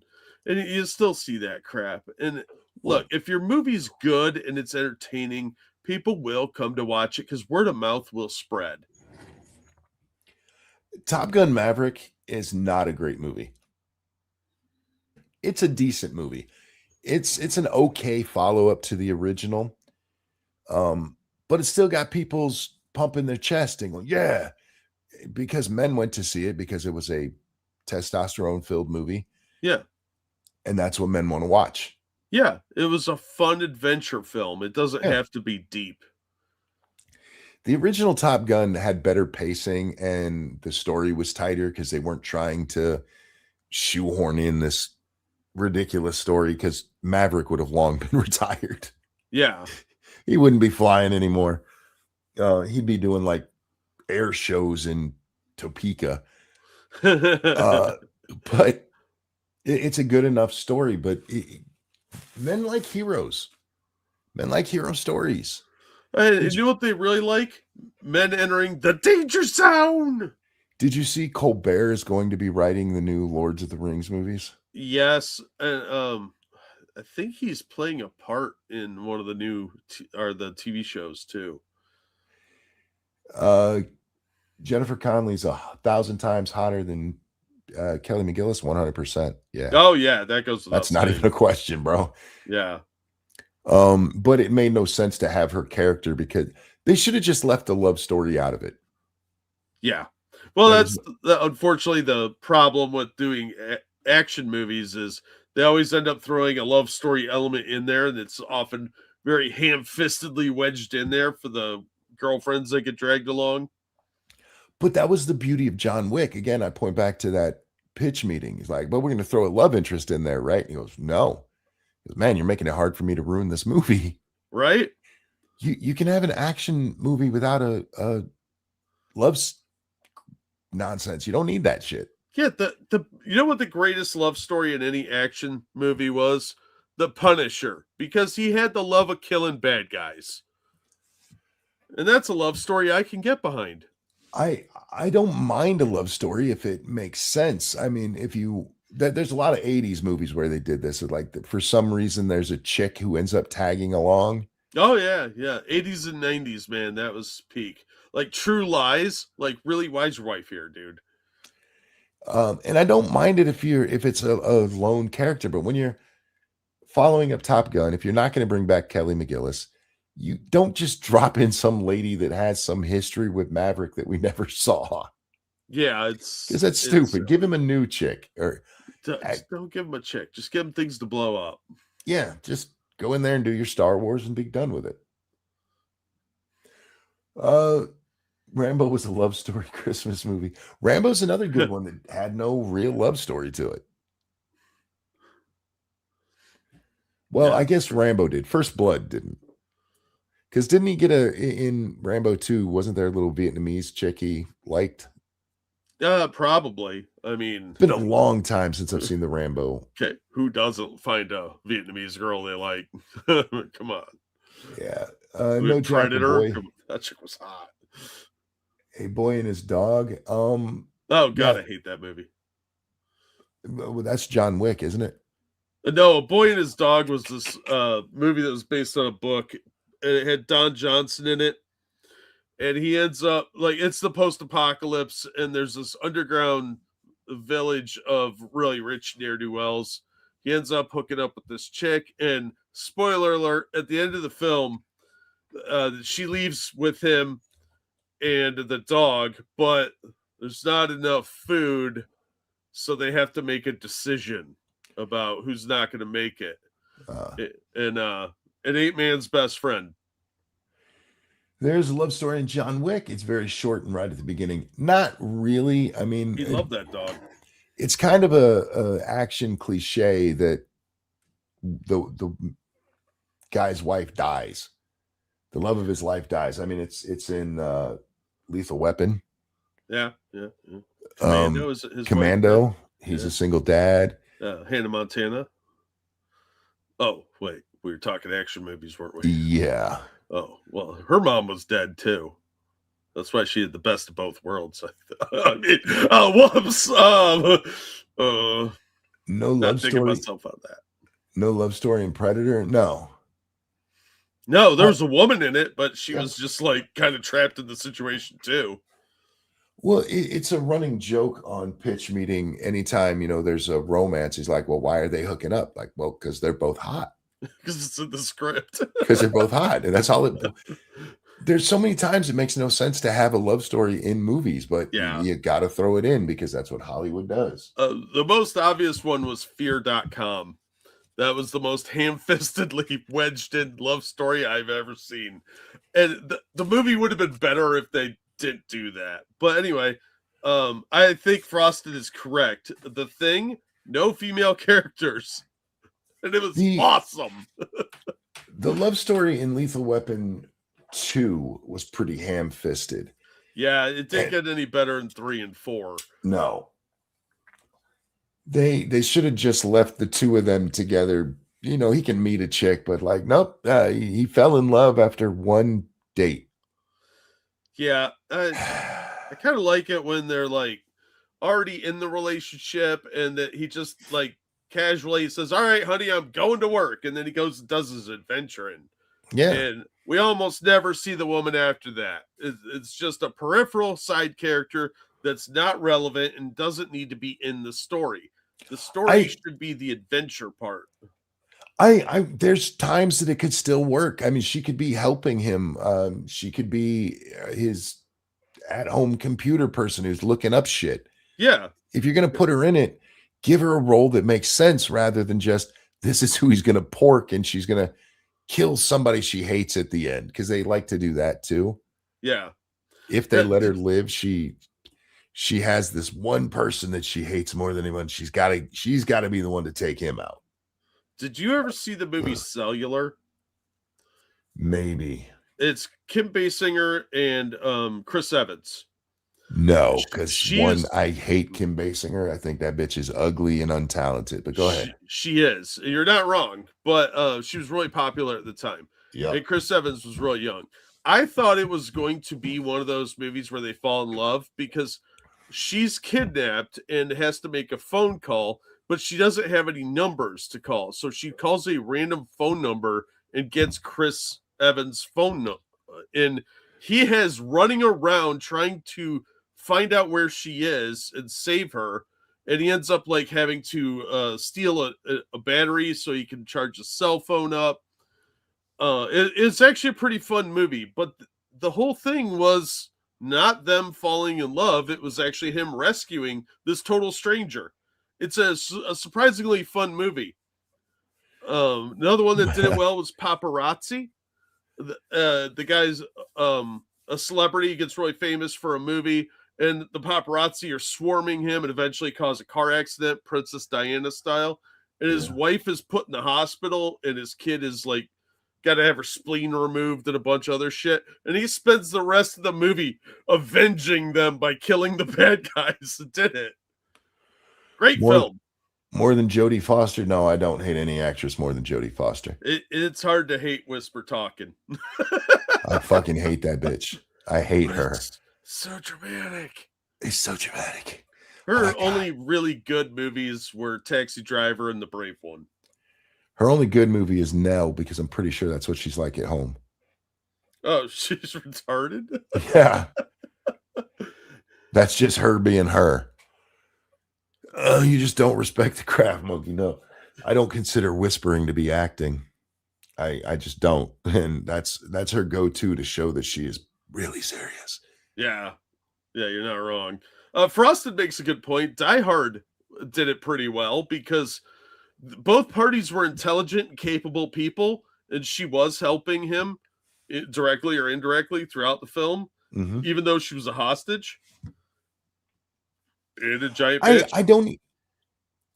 I don't even mind the classic love story thing. It can work in a movie, but if you're going to do it, you need to have a hot chick, because that's the other thing they do now is like, if they are going to have somebody in it, they make her ugly as fuck because of course he's going to bang her. Ew. Like, no. I want to see hot women on TV. If I wanted to see ugly bitches, I'd watch British TV. Yeah. And whatever happened to like having the average best friend just be the average best friend and not a sudden love interest? I don't know. Because I missed that. Like, why can't people just be friends? Why do they have to end up hooking up? That's annoying. No, you're not going to magically fall in love with the smelly nerd girl. Come on. By the way, Hinckley's out now. Yeah, he should have went to jail though for the rest of his life. Yeah. I don't consider going to a mental institution to be proper punishment for trying to murder the leader of the free world. Yeah. To get a dumb bitch's attention. His facility was very lax. I want to see a dude just saving Granny because she makes him sweaters and pies. No romance. That would be awesome. Oh yeah, that would be cool. Especially if like she leaves like little cookie packages for him as power-ups and clues to where she's at. Like she's got a bag full of cookies that she was gonna drop off to the church, but every time they move her to a different safe house, she stashes some cookies. So he eats the cookies and reads a note from her and continues on trying to find her. I'd watch that movie. Who's John Hinckley? He's the guy who shot President Reagan back in the day. Yeah, it was what, 85, 86, somewhere in there. Wasn't it like even? I thought it was an earlier. Oh, it might have been. I don't remember. I was a kid. Yeah, that I get that one mixed up with the Challenger explosion a lot. Because I was sick at home both times those happened. Yeah. Oh man. No, I want Hollywood to get back. I realize something though. There's no saving Hollywood right now because the people who are writing the trash are coming from the same institutions as people who are going to be writing the next trash. Yeah, your best bet is independent cinema. I think that's probably going to be the better opportunity there. Unlike independent games, your independent media or your independent movies, for the most part, are going to be trash because they're trash. They don't have the money to bring in decent actors or writers. They just don't have the money for it. Yeah, they're going to get a cell phone camera and make Matt Jarbo's movie. So yeah. Don't you ever put that out in the world again. I mean, it's out there if you want to watch it. I've seen it and I regret mistakes were made, okay? At this point, some tweaks with AI. The problem with AI is the things it's being trained on are the things that are written now. Yeah, it's being trained with garbage. Yeah, garbage in, garbage out. But even if you could make the next Casablanca, you can make it write the script. Cool. Who's going to direct it and leave it in its original form? Monkey went to bed. Matt Jarbo had sequel movie. No, remember a lot of scripts. Look at the HBO series Harry Potter, which, by the way, I saw that meme and it's one of the funniest things. if this show gets to continue and they make all of the novels, there's going to be a point where it looks like Neville is afraid of a black man coming out of his closet because Neville is afraid of Snape. Yeah. And Harry's suspicious of a guy who, just happens to be black. Yeah. And he's got no reason to find the guy suspicious. And why does he wear pleather? I don't know, but the source material is there. They've already made a movie series, which the movie series could be improved upon. They could Peter Jackson that shit and throw in a whole bunch of stuff that got left out. Oh, yeah. But part of Snape's whole thing is his long, white, pale, sullen face. Yeah. It's a defining moment of the character. There's several characters you could have got away with making black. That it wouldn't change the story in any meaningful way. You could make McGonagall black. There's no reason she can't be black. But that is part of the look of Snape, is that his very white face makes him scarier. But Snape had to be black. You know that, right? They made King Henry a gay, disabled black man. So I guess you could do whatever you want now. No, Snape had to be black in this because Snape is the ultimate hero of the Harry Potter series. Snape is the one who protects Harry throughout, even as mean as he is to him. It is going to be weird watching him, lusting after his mom and his dad being mean to the black kid who's trying to hit on his girlfriend. Yeah, Oki just made that point. Like, they're going to find out Harry's dad was basically a racist. Yes. It was picking on the dirty, poor orphan black child. Yep. And sorry, sallow, not sullen. My mistake. Isn't it kind of a bit stereotypical for a black guy to call himself a prince, though? Yep. And also half-blood. Half-blood? Ooh, that's connotations there. Like, they really didn't think this out. But Snape had to be the one that they and I guarantee you they're going to make Dumbledore gay, even though that is some retcon bullshit that's not in the books at all. Yeah. That shit doesn't come out until the crappy sequels. Yeah. There's Dumbledore, the old man, is asexual throughout the series. And that's a good thing. Because nobody wants to picture the old man getting a boner. Yeah, he flops his beard over one shoulder and gets to work, Nobody wants that. No, nobody wants to see a really old man with shit on his dick, okay? Come in here and let old spinach chin have his way with you. Half blood, half crypt. Stop. Oh. Anyway. This is the problem with, like, if you used AI and even managed to get a good script, it's still sorry guys, I know that was gross. I haven't slept a lot in the last 2 weeks. Sleep is for the weak. You'll be fine. If you do manage to get a good script, it's still got to go through a Hollywood director who gets to change it how he sees fit. And executives that are going to tinker with it. I'm going to stick to my B movies because most of what's coming out of Hollywood is dog shit. Watching old movies. I was watching The Lost Boys the other day, like little clips of it. I forgot how good that movie was. And you couldn't make that movie today. You could, but they won't. No, they will absolutely won't. And, what got me was I forgot that was directed by Joel Schumacher, who was a terrible director that gave us Batman and Robin, but also very, very gay. Look at that. What's that movie that's got Ryan Gosling in it, the new movie that just came out? Oh, Project Hail Mary. Yeah, Project Hail Mary.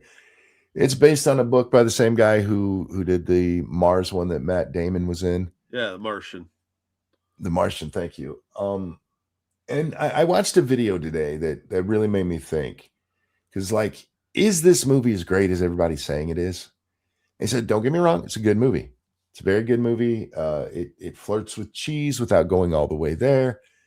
He goes, but if this was released at a time when we expected good movies, it's a mid movie at best. Yeah. And that's where we are right now, where a mid movie like Top Gun Maverick, that's a mid movie at best. And it sold like hotcakes because we were so desperate for something that wasn't the modern audience bullshit. They're like, look, the woman saved the day. We don't need that in everything. Women don't go see that shit. If you want to make stuff for women, make stuff for women. Barbie, a horrific movie, by the way. That movie's trash. Yeah, it's stupid. It's trash. But it got women to go see it. Women came out gangbusters. They're like, oh, we love Barbie. Cool. Make Barbie 2. Leave me the fuck alone. Stop trying to ruin the franchises that I enjoy. Man, I was watching one of Disparu's videos, and it was amazing how many times the cast talked about the Gene Roddenberry, what he really wanted, what he meant. Gene Roddenberry wanted a Western in space. That's it. He was basically making Firefly. Yeah. And they're like, oh, he was against war. Do you know how much war features in fucking Star Trek? Oh, this war's going on all the fucking time in Star Trek. Like it wasn't his vision. Like, bitch, you didn't pay attention. Barbie 2, Barbie hits the wall. Margot Robbie was too old to be playing Barbie to begin with. Yeah.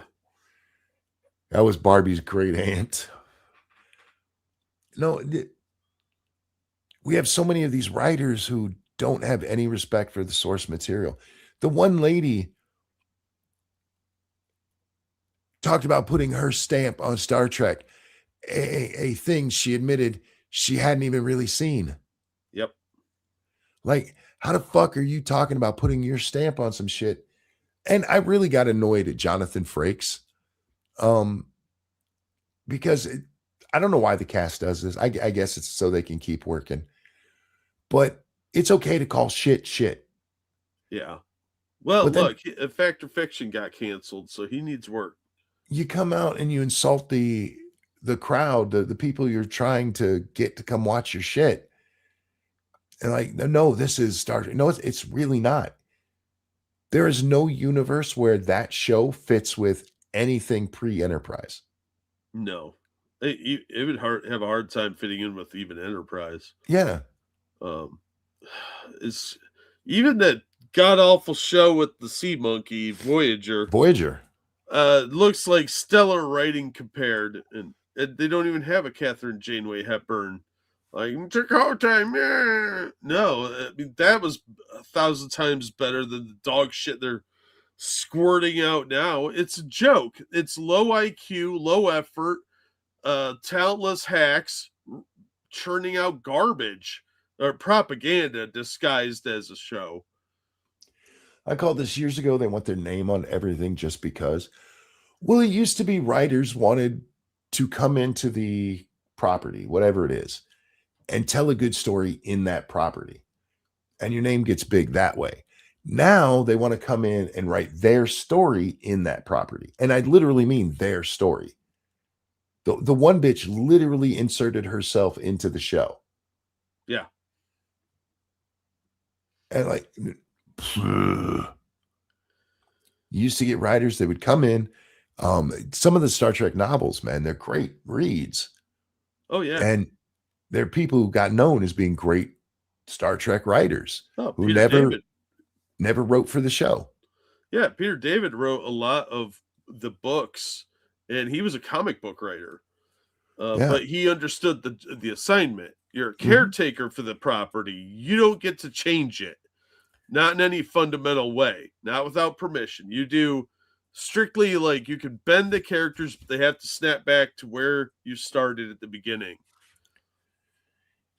Hang on a second. The other chick turned the entire Scooby-Doo into her show. Yeah. I hate Mindy Kaling. Yeah, she's a talentless hack. She's exactly what I'm talking about. Low IQ, no talent, not funny, somehow still gets work. Don't know how. She is a total hack. She is terrible at her job. Well, she's still riding on the coattails of being a writer for The Office.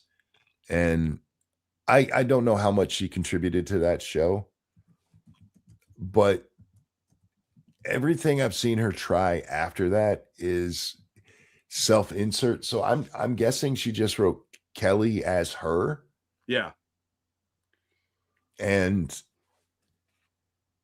it works in the setting of The Office. It doesn't work in the setting of being Velma.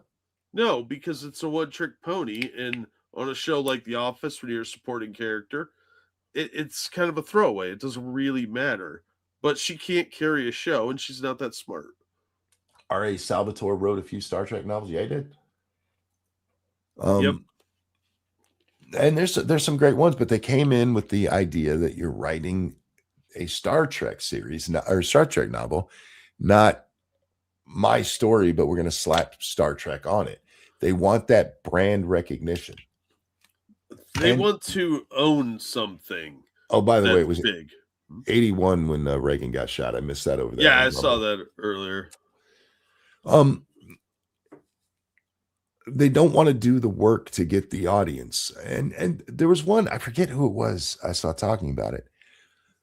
But it was one of these lefties who's like, we have to put our stories in there so they see them. Like, your stories suck. We already know your story. You're a whiny bitch. Nobody wants to watch whiny bitch. I think of shows that are really popular, like the first several seasons of the Game of Thrones. Joffrey wasn't anybody's favorite character because he was a whiny bitch. Nobody liked Wesley because he was a whiny bitch. Yeah. We don't want to see whiny bitches. No, if you do, there's something wrong with you. Yeah. Again, I think Wesley Crusher was another failed attempt to draw in an audience that they were trying too hard to do. It was kind of the proto version of what we're seeing now, is like they don't understand how representation actually works. So like, throw a kid in there, and now it's like, throw a gay in there. Wesley should have been a side character who was occasionally showed glimpses of being smart, prompting him to go off to Starfleet Academy. Yeah. He should never be commanding the navigation panel on the Enterprise when it's filled with Starfleet officers. Yeah, he should be micro Jesus of space. I hated Wesley. I don't remember him ever not being super annoying. Shatner said Star Trek wasn't political.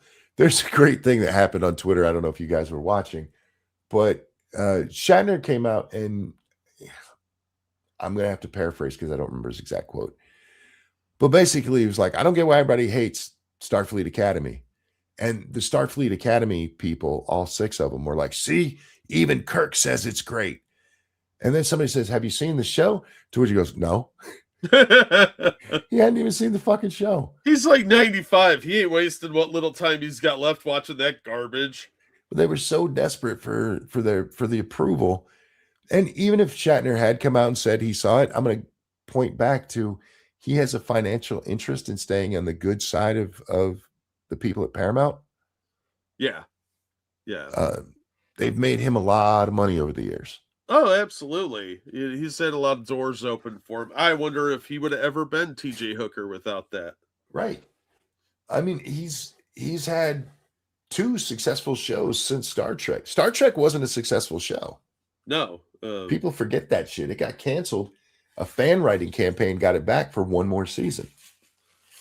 Yeah, but TJ Hooker was a very popular show. Yeah. You're talking about a niche audience to begin with. And this is one of those things that if Gamer's still here, that I'm going to point out the feminism of women that can't help themselves. It's like, wait, I'm a woman and I like Star Trek. Oh, that's cool. Good for you. You're an outlier. Yeah. You're an outlier. It's not made for you. It's made for men. Because these are the kind of stories that men want to see. Men want to see. It doesn't mean women can't enjoy them. It just means that, the swashbuckling captain going around punching aliens and betting everyone that he can find is something men want to watch, not women. Yeah. Women want to watch Days of Our Lives, which I admit an affinity for, but I watched a lot of it. I was a sickly child, so. Like we talked the new Harry Potter nonsense and the Lord of the Rings, as well as Star Wars and Star Trek, the race swapping, gender swapping, and sympathy for the villain. Yeah. And it's not just the sympathy for the villain. It's that even the good guys have fucked up stories. So much moral gray area now. Like, you could do something evil and justify it. Yeah. Look at all the people that sided with Thanos. You can murder half the universe and people find a way to be like, well, I mean, he's got a point. They made Thanos too sympathetic of a character. Yeah. They gave him a noble cause to ease suffering. Whether his plan for doing it is good or not is debatable, but his ultimate goal is noble. Yeah, but it varied too much from the original story where he's in love with death. Yes. He was trying to impress the actual person named Death. That's a lot more fucked up. Sickly child monkey or sickly adult, I'm aware of that, trust me. I never really thought of myself as sickly, but recently, god damn, man, every fucking day, it's something. Oh, dude, last couple months, you've been really getting hammered. Yeah, I've not had a good 2026, that's for sure. It's You all right, man. I'm still happy. I was gonna say healthy, but that's not true. Yeah, look, if you guys are sympathetic with Monkey, you should like, share, and subscribe. Oh, I need you to talk. I was blowing my nose. I thought you were going to say more than that. Nope, that's all I had. Oki's not wrong. Lady Death exists. So if I kill half the universe, can I clap those cheeks? Comic book lore accurate. That would have been fucking awesome. True. It would have really surprised audiences too. Like, wait, he's in love with death? I don't think it could have worked for movie audiences because there is a difference there, but they didn't have to make him so. Again, noble. It's the only word I can use for it. Yeah, because they made him more morally gray. And that is not how the real world works. There is evil out there. There are people who have very fucked up thinking, and it's dangerous, and sometimes you got to kill them. But we don't do that anymore. Now we have to understand the bad guy. We just talk to them, and they'll be fine, and we'll all be happy and shiny. Yay! Ugh. Nobody wants to watch that shit. Oh, Alan, I love you back, man. I just want good stories. That's all. Yeah, that's all. Good luck. I think that era is no longer with us for the foreseeable future. There'll be a little hidden gems here and there, and that'll be about it. There are people who honestly think that Starfleet Academy was written well. Yeah, we call them dummy. I don't care if you think the stories were good. They're not. You know what? Let's do 1388. We picked on Star Trek, or 1348. We've picked on Star Trek enough. 1348 is that lesbian night game. And a lot of, I was going to say journalists, but they're not really. A lot of games writers and fans of that stupid game were like, yeah, it's got some technical hiccups, but the writing is so well done. So well done. The story's amazing. Here's the story of that.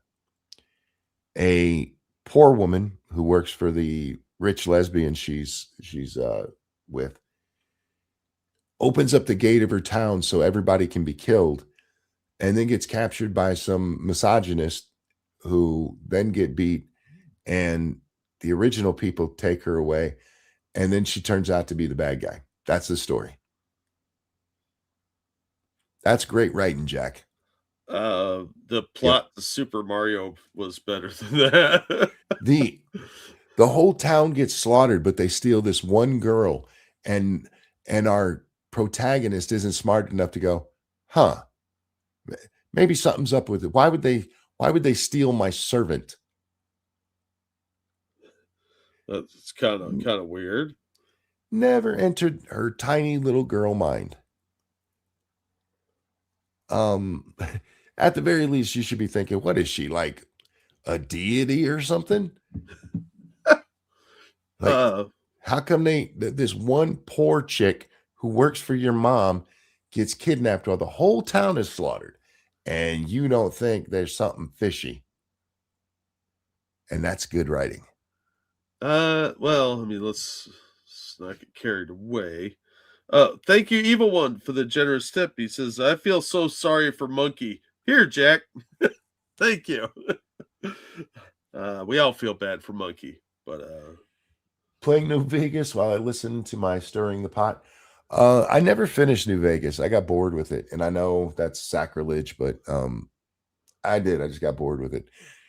I've only beat 3 once, and I played it many times, but I got bored with it and quit.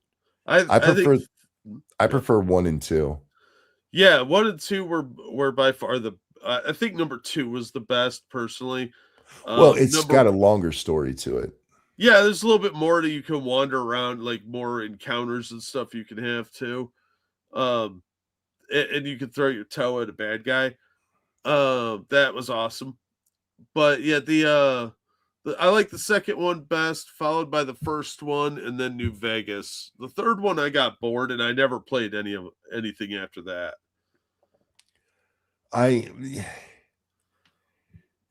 This is a problem in video games where they give you this goal, and I don't care about the goal at all. They've given me no real reason to care. Like, your dad's been kidnapped. I'm like, I don't know him. I know I'm supposed to because I'm his kid, but I don't know him. There's a game called The Forest, and in the forest, you're on a plane, and it gets taken down, and your kid gets kidnapped, right? Uh-huh. And so the goal of the game is to go find out what happened to your kid. And we played probably 30 hours, and then somebody went, aren't we supposed to be finding Timmy? Like, oh shit, yeah. I remember that. Because we didn't care about Timmy. Can't play 1 and 2 on my Steam Deck right now. Oh, I'm not saying you can't, or that you should be playing them. For the record, I know you're an actual gamer, unlike lots of chicks who claim to be. So I know 1 and 2 are a thing, but most people in my chat, if they said, should I play 1 and 2, I would tell them no. They should play Tactics. I think 1 and 2 are great games, but we're so far away from the isometric RPGs that I'm not sure it'll translate well. Although my son played them and loved them, so yeah, I really like those style of games. They just don't make them anymore. Yeah, I don't really game anymore. So, although, oh my god, that reminds me, I watched Review Tech USA playing Crimson Harvest. Crimson Harvest. It's some new game that it looks like a Dark Souls kind of game where you run around and kill things. And as I watched some clips of this on the casino, it's called Crimson Desert. Whatever. Fucking dumb, whatever it was. It's a game I don't care about and will never ever play. Crimson Dessert. So it's about strawberry ice cream, as far as I can tell. So as I watched the Keto Casino guys talking about it for a minute, and then I went over to Review Tech. Somebody had it archived. I don't know if it's up on his channel, but I'm not giving him a view. And dear God, that guy's fucking bad at it. Like, I'm pretty sure Darkside Phil is better at that game than he is. He couldn't figure out how to use, to solve a puzzle that they literally explained to him earlier in the stream. It was, speaking of which, it was sad. Thank you, Retro, for getting that for me for my birthday. Oh. Yeah. Me and him had talked about it before it came out, and he asked me if I was interested in it. And there's a lot of it that I find interesting. The only thing I don't find interesting is the boss fights, because I hate boss fights in games. I'm not a big boss fight person either. I hate them. Like, the game looks fine, but I don't really play games. I don't have time to play stuff like that anymore. So I'm sure it's a perfectly acceptable game, and people seem to really like it. I see a lot of people talk about it. Oh, Go ahead. I'm sorry. No, but I just could not believe how bad this dude was doing it. It reminded me of the Cuphead tutorial problem. Monkey, what is the best and worst of Star Trek to watch? And then he says he's never watched. He's more of a Star Wars fan. Okay. I'm highly biased here. Next Generation is the best. Most people would at least make that their second, with DS9 being their favorite. I will say that if you watch Star Trek Next Generation, the first 3 seasons are a little rough. They have good episodes in them, but it's much stiffer than it gets later on. I would probably start with the movies, honestly. Start with the motion picture. I hate the motion picture. No, don't watch motion picture. Skip the motion picture and go straight to Wrath of Khan. And watch from Wrath of Khan through Undiscovered Country, then go watch TNG. The worst, I'm not saying this just because it's popular. The worst is Starfleet Academy. You made Discovery look like fucking Shakespeare. I don't even count those as Star Trek shows. The same as Strange New Worlds. It's dog shit. It's poorly written trash. I haven't watched Enterprise, so for me, Star Trek really ends after Voyager. And of the first 4, which would be the original series, Next Generation, DS9, and Voyager is by far the worst. Yeah. I'm a original series fan. So I would rank that first. It is incredibly dated, so a lot of people aren't going to like that. So then I would rank Next Generation, then probably DS9, even though that's to me that's not the strongest show until much later in the series. And then Enterprise and Voyager is for me the worst. I hate that show. That goddamn sea monkey and Captain Janeway Hepburn on Golden Voyager. And I don't count any of the new stuff as Star Trek. No, the newer movies are good enough, but they're not Star Trek. They're crap.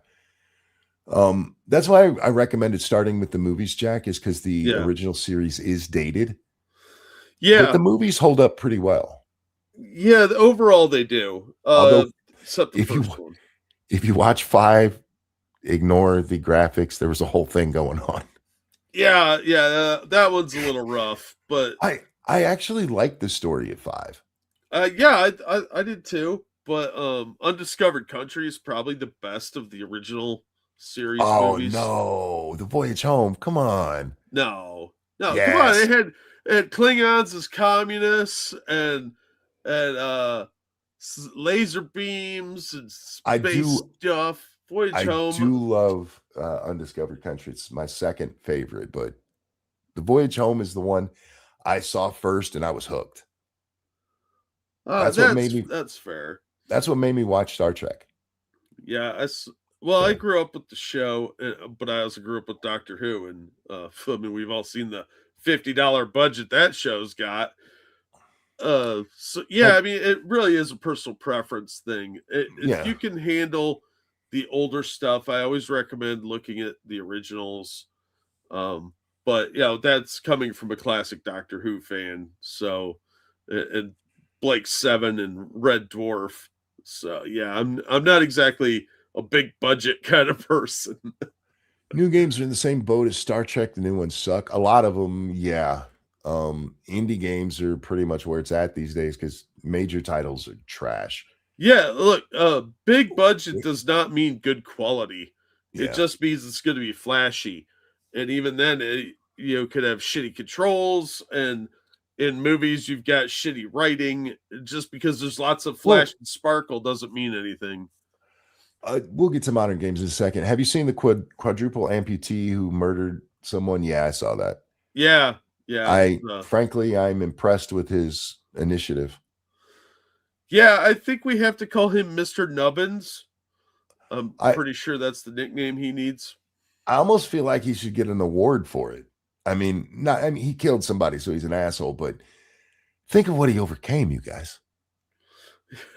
Think of his struggle. Think of what he They should do a documentary about how much he struggled to kill that person. And flee the state. Bob, that's only if he's in the water. Yeah. Oh my God. What if, hypothetically, he was still on the run and teamed up with Styx, Hex, and Hammer to avoid the cops? I feel like run is the wrong word. Waddle, whatever. I mean, it'd be like Basket Case, you know? I don't know if you've ever seen that movie. Yeah, I've seen it. I've seen Basket Case too. Oh, yeah. It's a great series. But I think it could be one of the greatest buddy cop movies of all times. You have a pirate missing a tooth that has possibly a drinking and or drug problem, and this Nubbins guy who relies on him to drive it'd be like Planes, Trains, and Automobiles, but with a more meth kind of theme. DS9 has more drama to it. My problem with DS9 is that it's Star Trek. And even they realized their problem, and that's why they gave him a ship to go out and run around on. Yeah. I like the idea of what they were trying for there. But, the station is too limiting by itself. Yeah, the station itself should have been like a one-off episode of TNG. There was something else. Gamer Release said the new games I bought were Ready or Not and Helldivers. I'll replay RDR2 again before I play most of the new story-driven. Yeah, the story-driven games today are trash. I haven't played the Crimson Desert one yet. I'll see where that goes.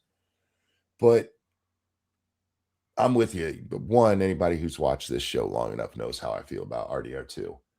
I'll replay that one just because I love playing that game. And the story in that one is so well done. I can't believe Hollywood hasn't snatched that up. I'm glad they haven't because they'll fucking ruin it.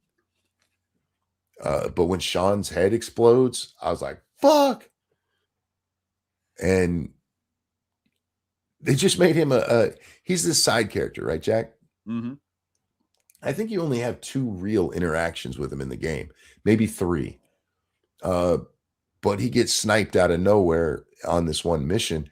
And it's actually impactful because they did a good job of building this world where your gang is your gang. I was just talking about how in the forest, I didn't care about little Timmy. They gave me little Timmy's gone before I even know his name. I don't care about little Timmy. Fuck little Timmy. It doesn't take much when you're making a medium like this to make you care about a character, but you have to try. And a lot of these, I find this problem both in movies and in games. They're the unearned moments. It's like a mother dies, like, oh, that's sad. His mom died. I didn't know that bitch or their relationship, or why do I care? Just because mom dying sad. It's a shortcut that you didn't earn. Yeah. It's like making children the I guess protagonist is the word of horror films. You care because it's a little kid. Maybe he's a little asshole. Maybe Jason needs to kill that fucker. Yeah, like in The Good Son. I don't know him. Fuck that kid. But our natural instinct is go, oh my God, the kid, he's in danger. It's a cheap way to bring people into the story. And it can work with kids because it is a natural instinct. But when it's just like that, his mom died yesterday, it's like, what does that mean to me? I'm literally just starting with this character. What does that mean to me? The best games do it well by giving you a short mission or two with the character, and then that character dies. But we don't get that in modern story-driven games. I'm with Gamer Valine on that one. Me and her might disagree about that other shit, but we're right on this one. Story-driven games these days, the ones I played, suck. They're stupid and predictable. Yeah. GTA 6 is supposedly coming out this year. I thought they pushed it back. Did they push? Is it still in 2026? I don't have any hope for that game. I really don't. I don't know what they're trying to do. If they're trying to turn GTA 6 into the kind of game that, so in the timeline, right? GTA 5 comes out and it blows up huge, bigger than anybody expected. And the guys who did the show or did the voice acting and stuff in it, or sorry, motion capture, they got some fame out of it and used to do like tours and stuff, and people would ask them all kinds of questions, and they became minor celebrities for what they did there. And then RDR2 comes out, and that story is so good. There's still meetups to this day, people wanting to meet the guy who did Arthur and asking him the same questions you can watch him answer on 100 other videos. But a lot of that was because the story was so well done. I think they're trying to do that with GTA 6. That's my guess, because they've already got the engine built. So it really seems like they're stuck on the storylines. Yeah. And they tried to make this a Bonnie and Clyde storyline. But the problem with Bonnie and Clyde storylines is, if you know Bonnie and Clyde, they were actually really horrible people. Yeah, they were bad guys. They weren't these star-crossed lovers who the law was just out to get. They were fucking shitbags. And turning those into relatable protagonists, it can be done, but it's got to be done with a very careful hand. I think they should have stuck in the gang world. It makes it much easier to write a story about, like fallen grace and that kind of shit. Yeah. If there's a big story, I want to explore the environment of the story. That's why I like Fallout and RDR2. Yeah. Plus, those two do such good environmental storytelling that you don't get in a lot of games. Especially Red Dead 2. There's so many things to find off the beaten path. But I just need a good story. Oh, excuse me. The Far Cry series. These stories are objectively stupid. They're objectively stupid, Jack. Mm-hmm. But they're well done. Yeah, and there's a lot of fun things to explore. Yeah, outside of the main story. You can play for 100 hours and not even bother with the main story if you want to. Now, if you start doing quests, then yeah, you get forced into it. But you can go hunting and fishing and max out all kinds of stats and stuff. They give you a lot to do in the game. Yeah. But the story itself is objective, especially the end of Far Cry 5. It's objectively stupid, but it's a lot of fun. I'm sorry, guys. I'm just talking at this point because I have insomnia, and well, you can hear me, so you guys get to suffer through me suffering. It takes a bad story if it has good gameplay. I'd take a bad story if it has good gameplay. I don't think I hear what you're saying, and maybe that's why I like the Far Cry series, is because I don't really care about the story all that much. Although 5 was pretty good. The whole notion of you're trapped on this island and you gotta it's a pretty cut and dry scenario that they got for it. You're stuck on an island, there's a bad guy, and you need to get off the island. Okay. And you got to take over all his bases and blah, blah, blah. The story's not as important there because of what you're doing. If you need something to talk about, did you see any of the Iran stuff going on? I have, but yes, Faithless, I know 3 is the one where you're on an island, but you're basically on an island like in 5. Technically, you should be able to escape because you can get a helicopter or an airplane. But once you get too close to the edge of the map, they'll shoot you down. And basically, you're on an island. What'd you think of Asmongold finding himself in the video game? I thought that was funny as shit. Yeah, I saw that on his Clips channel, and I was like, oh my God, that is brilliant that he runs into ass man mold. Isn't Far Cry 1 on an island too? 1 is on an island, 3 is on an island, 6 is on an island. 2 is in Africa, right? I know it's desert. I didn't finish 2. I got frustrated one day when I set myself on fire and I stopped playing. Did you ever play that Primal game? I have Primal, but I've never played it. It's one that my reason for not playing is I need to be away from Far Cry 5 long enough to enjoy Far Cry Primal. That's fair. Let's see, 4 is in the Himalayas, 5 is in, I think most people consider it Montana. But again, in all of them, you're on an island basically because you're stuck where you're at. I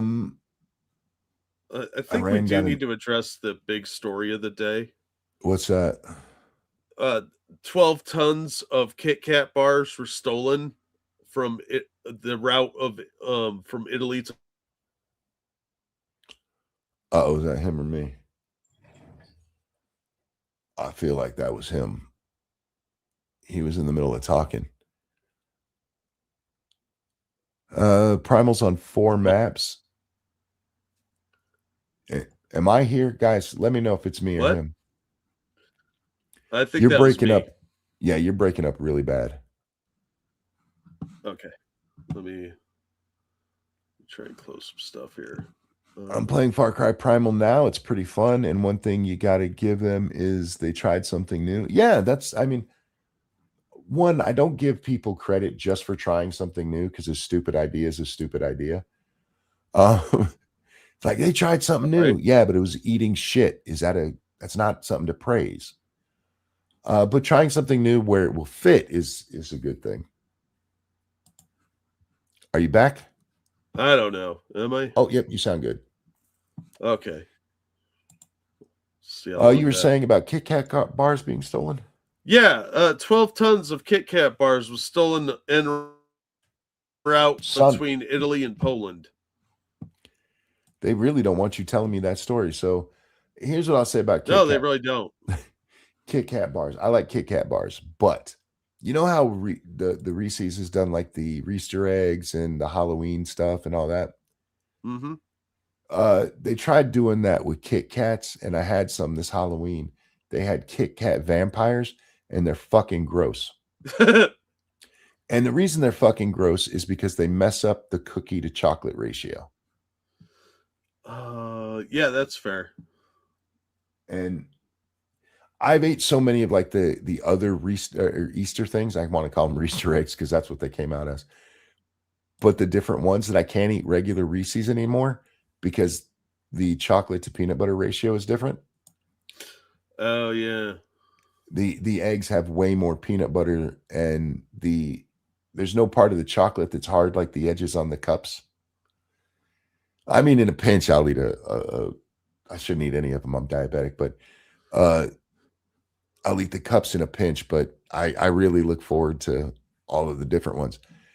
Both Snickers and Kit Kat, I've seen trying that other shit, and stop it. It doesn't work for your product. Stop it. Well, I've had lemon, lime, some purple one, and various like grape, I think it was, watermelon, Kit Kat. They've got a lot of different ones overseas, and they've been kind of trying that here, but they keep the same ratio of the chocolate to wafer. They just have a different flavor to them, and some of them are really good. Others are really disgusting. I like the Borderland games, but I wish they'd cut down on the LGBTQ plus nonsense. Yeah. Borderlands 1 and 2 were good. 3 was passable. And 4 is an unoptimized mess. Just call it that. The stories of 1 and 2 don't have the LGBT nonsense in it. They bring that shit in 3, and yeah, it's trash. I meant Picard. Oh, there's a conversation going on sideways. European Kit Kats taste different than the US ones too. That's because Europeans don't know what flavor is. Yeah, they have an inferior chocolate problem in Europe for the most part, unless you're going to spend a lot of money. their chocolate is different, and it's really not that good. Been playing Tiny Tina's Wonderland lately. I was so disappointed in that game, and it's my own fault. It's my own fault because the Tiny Tina's Wonderland is a spin-off based on a DLC from 2. And the DLC in 2 is so good, especially the ending. You find out that it's Tina just dealing with Roland's death. The whole game is just her dealing with his death. And it's touching. And it's a moment that it's a little bit unearned because there's not a lot of interaction between them in the game. But it hits so well. And then Tiny Tina's Wonderland is just them playing the game because. And it kind of killed it for me. If you like Borderlands, it's fun. The gameplay was fun, but yeah, that part it just didn't hit the same. And again, it's not their fault. It's not their fault. It's better chocolate. Our chocolate doesn't taste like vomit. What the fuck chocolate are you eating over here?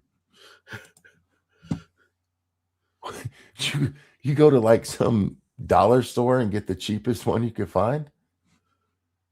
I might mix peanut butter chocolate balls with all kinds of stuff in them. My mom used to make them. I didn't know they were called Buckeyes till I moved to Michigan and realized these fucking idiots are too stupid to drizzle chocolate on top. Like my mom did. It looks like a Buckeye. See, it looks like an eye looking at you. Put some chocolate on it. Look like a peanut butter ball, you retard. Fuck. Anyway, first time somebody's like, "You want a Buckeye?" I'm like, "What the fuck is a Buckeye?" And they showed me. I'm like, "Oh, you mean half-done peanut butter balls?" You fucking retards. Put more chocolate on it. I'm a little bit judgmental. No, you. Please understand if you like Buckeyes, enjoy your Buckeyes. I have my opinions on things, and I'm actually paid to give my opinions on things. It does not make my opinions correct. I mean, they are correct, but just so you know, like what you like. Never let anybody make you feel bad, unless it's criminal behavior. Never let anybody make you feel bad about what you like. Yeah, just you don't have to share if it's some weird sex thing. Yeah, we can get into fights around here about things like that, but they're joking fights. I don't care what you like. You like what you like. Unless you like Jodie Foster, and then you're just a moron. Well, thankfully, unlike the quartering, we don't sit around and talk about poop so much. So, I did say shit on dick earlier. Yeah, but that was funny. It was funny. You gotta use those things sparingly. Yeah, you can't just talk about like spontaneous diarrhea all the time. No. And I think that dude needs to get his bowels checked out. He needs to change his diet. Well, I mean, he's a hefty lad. I'm sure he's eating some stuff that's probably not agreeing with him. You need to lay off the really greasy pizza. Yeah, did you see he fired Luke? No. Yeah, Luke's not on the show anymore. Why'd he fire him? It was one of those like, oh, I'm really quitting. But it was after a conversation about how the show's not making any money. Oh, I thought maybe he made eyes at Melanie or something. No. Jeremy's already pissed off enough about that. Yeah, because she got married. Yeah. Snaked him. Oh. I'll keep my mouth shut. Everybody's judgmental. You're just honest about it. True. Yeah. Well, I mean, discernment is part of survival. Yeah. So you have to be a little bit judgmental just to stay alive. Otherwise, you end up in really sketchy neighborhoods with a shiv in between your ribs. Yeah, the whole idea that we shouldn't be judgmental is retarded. Yeah, that's some hippie nonsense. When you tell me not to be judgmental, you're being judgmental. It's true. They're being judgmental of your judgmentalness. You're being a fucking hypocrite. If you really believe somebody shouldn't be judgmental, then you should be like, I don't care if he's judgmental. because otherwise you have to judge me. That's a really good point. Yeah. You can't tell somebody not to be judgmental without judging them. Yeah. You're judging that I'm judgmental. Fuck off. I'll be judgmental if I want to. It's served me pretty well in my life, Jack. Yeah. Yeah. Well, I will be honest and tell you it's also been a hindrance at times, but it's not really my judgmentalness. It's my inability to keep my fucking mouth shut. I've literally argued in my head and like, don't say it. No, nothing good is going to come from this. Stop. Don't say it. Don't, motherfucker, you said it. Oh, if I had a nickel every time my interior monologue said that. You're probably the only person I know that I believe that you understand what I'm saying. Oh yeah. So I'm just as bad as you are. Yeah, because in my experience, most of the people who say that, like I tell myself not to say it, but I do sometimes. It's never anything bad. Like, I'll give you an example. We were in a meeting at Walmart. They decided they were doing this new inventory system. And they're explaining it to me, and it's stupid. It's dumb, and they did eventually get rid of it because it was stupid and dumb. And they're explaining it, and the manager, he goes, "This is the same system we used at Kmart." I'm like, don't say it. Don't. Let it go. Let it go. Is that before or after they went bankrupt? Like, fuck, I said it. Damn it. And I said that in a meeting full of my subordinates, which is a very bad thing to do if you are a supervisor of any kind. That I should have kept that to myself, but I couldn't, because I'm like, you're telling us to do something and you're telling me to do it based on a company that literally went out of fucking business. Yeah, not the most successful of idea platforms. Also, very funny. And that's a bad combination for someone like us. Yeah. Who, that's 1 + 1 = 2, you know? I used to do the same thing with my mom, because my mom would go on these lectures with my brothers. And I got in trouble as much for my brothers as I did for myself, because mom would keep going. I'm like, that's enough. And I'm like 10 and telling my mom she needs to knock it off and stop. We get it. It's over. Let it go. And that's not the kind of thing a mom wants to hear from her 10-year-old. Typically not. No. It never worked out for me, but it never stopped me.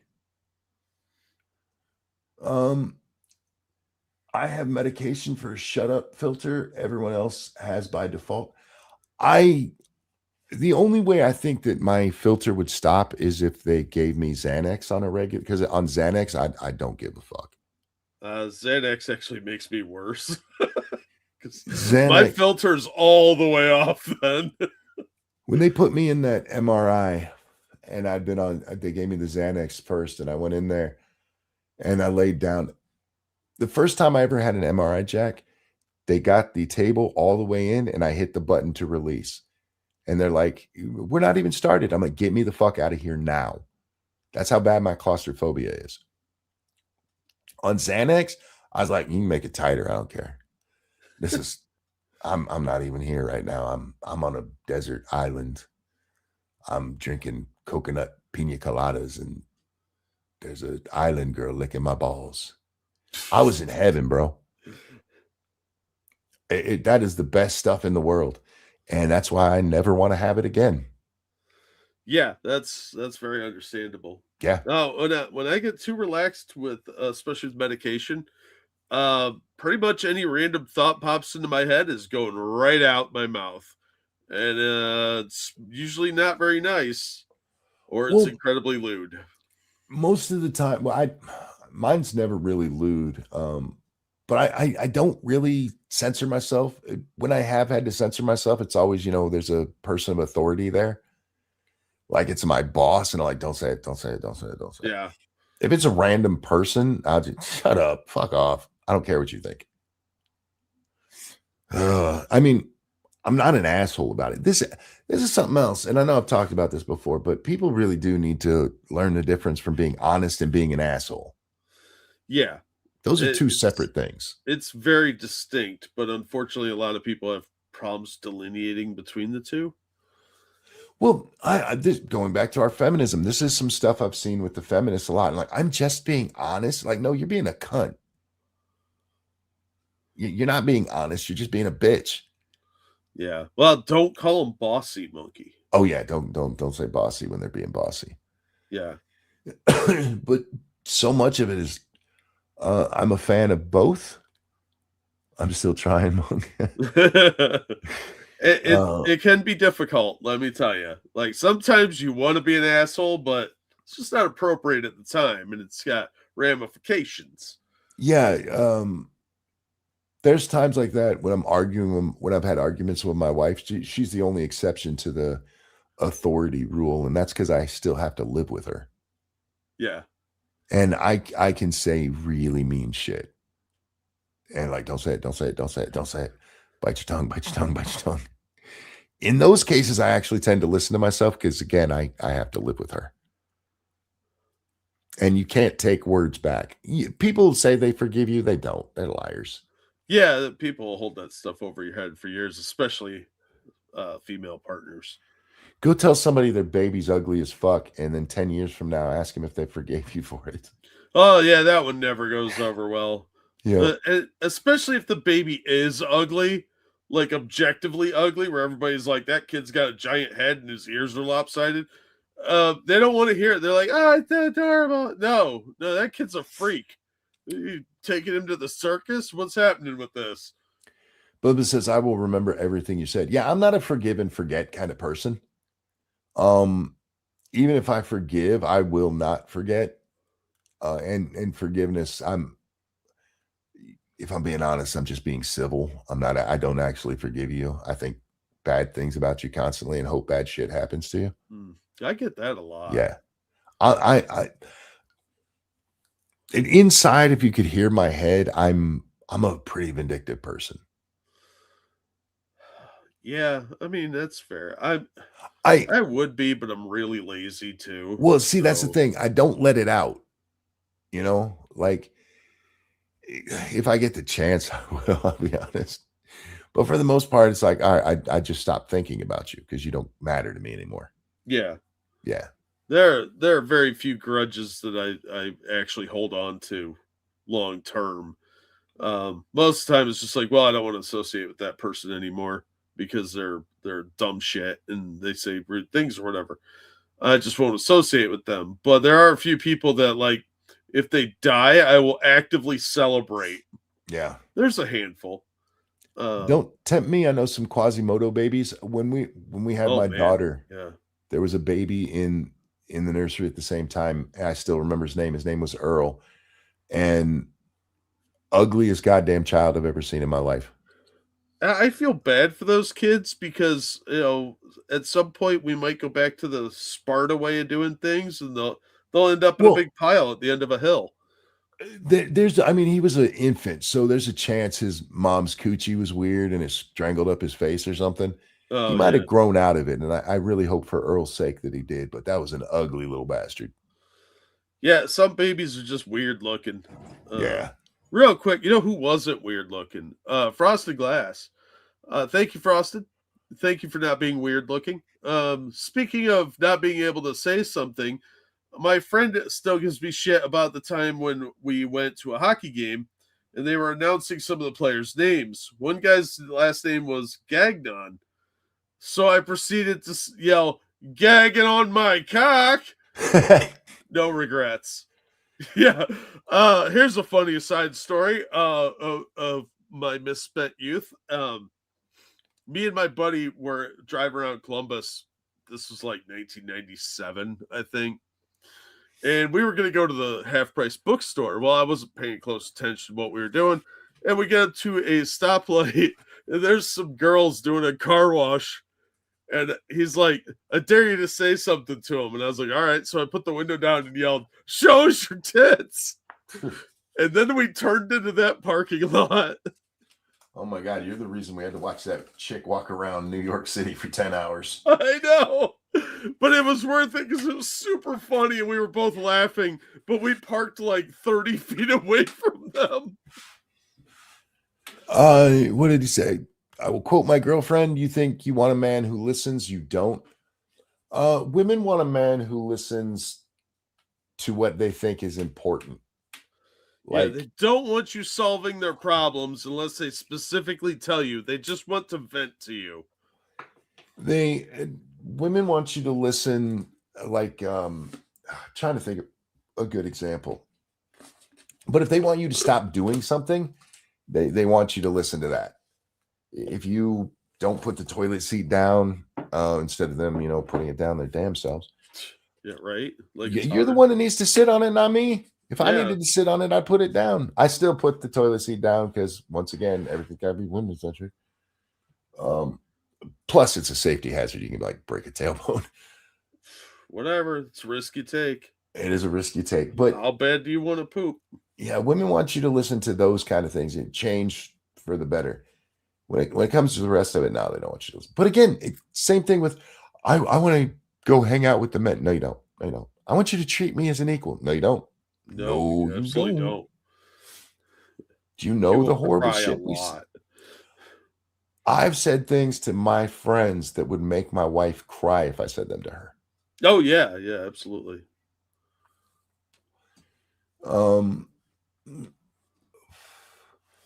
Can't wait for this AI bubble to pop so management stops trying to get, what did I say? God damn it.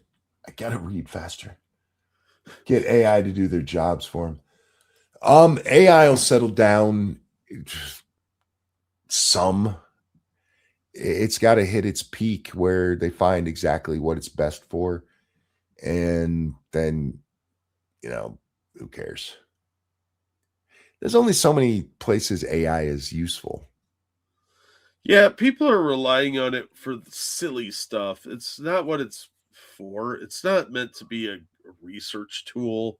Like, you can't do a Google search, you lazy bastards.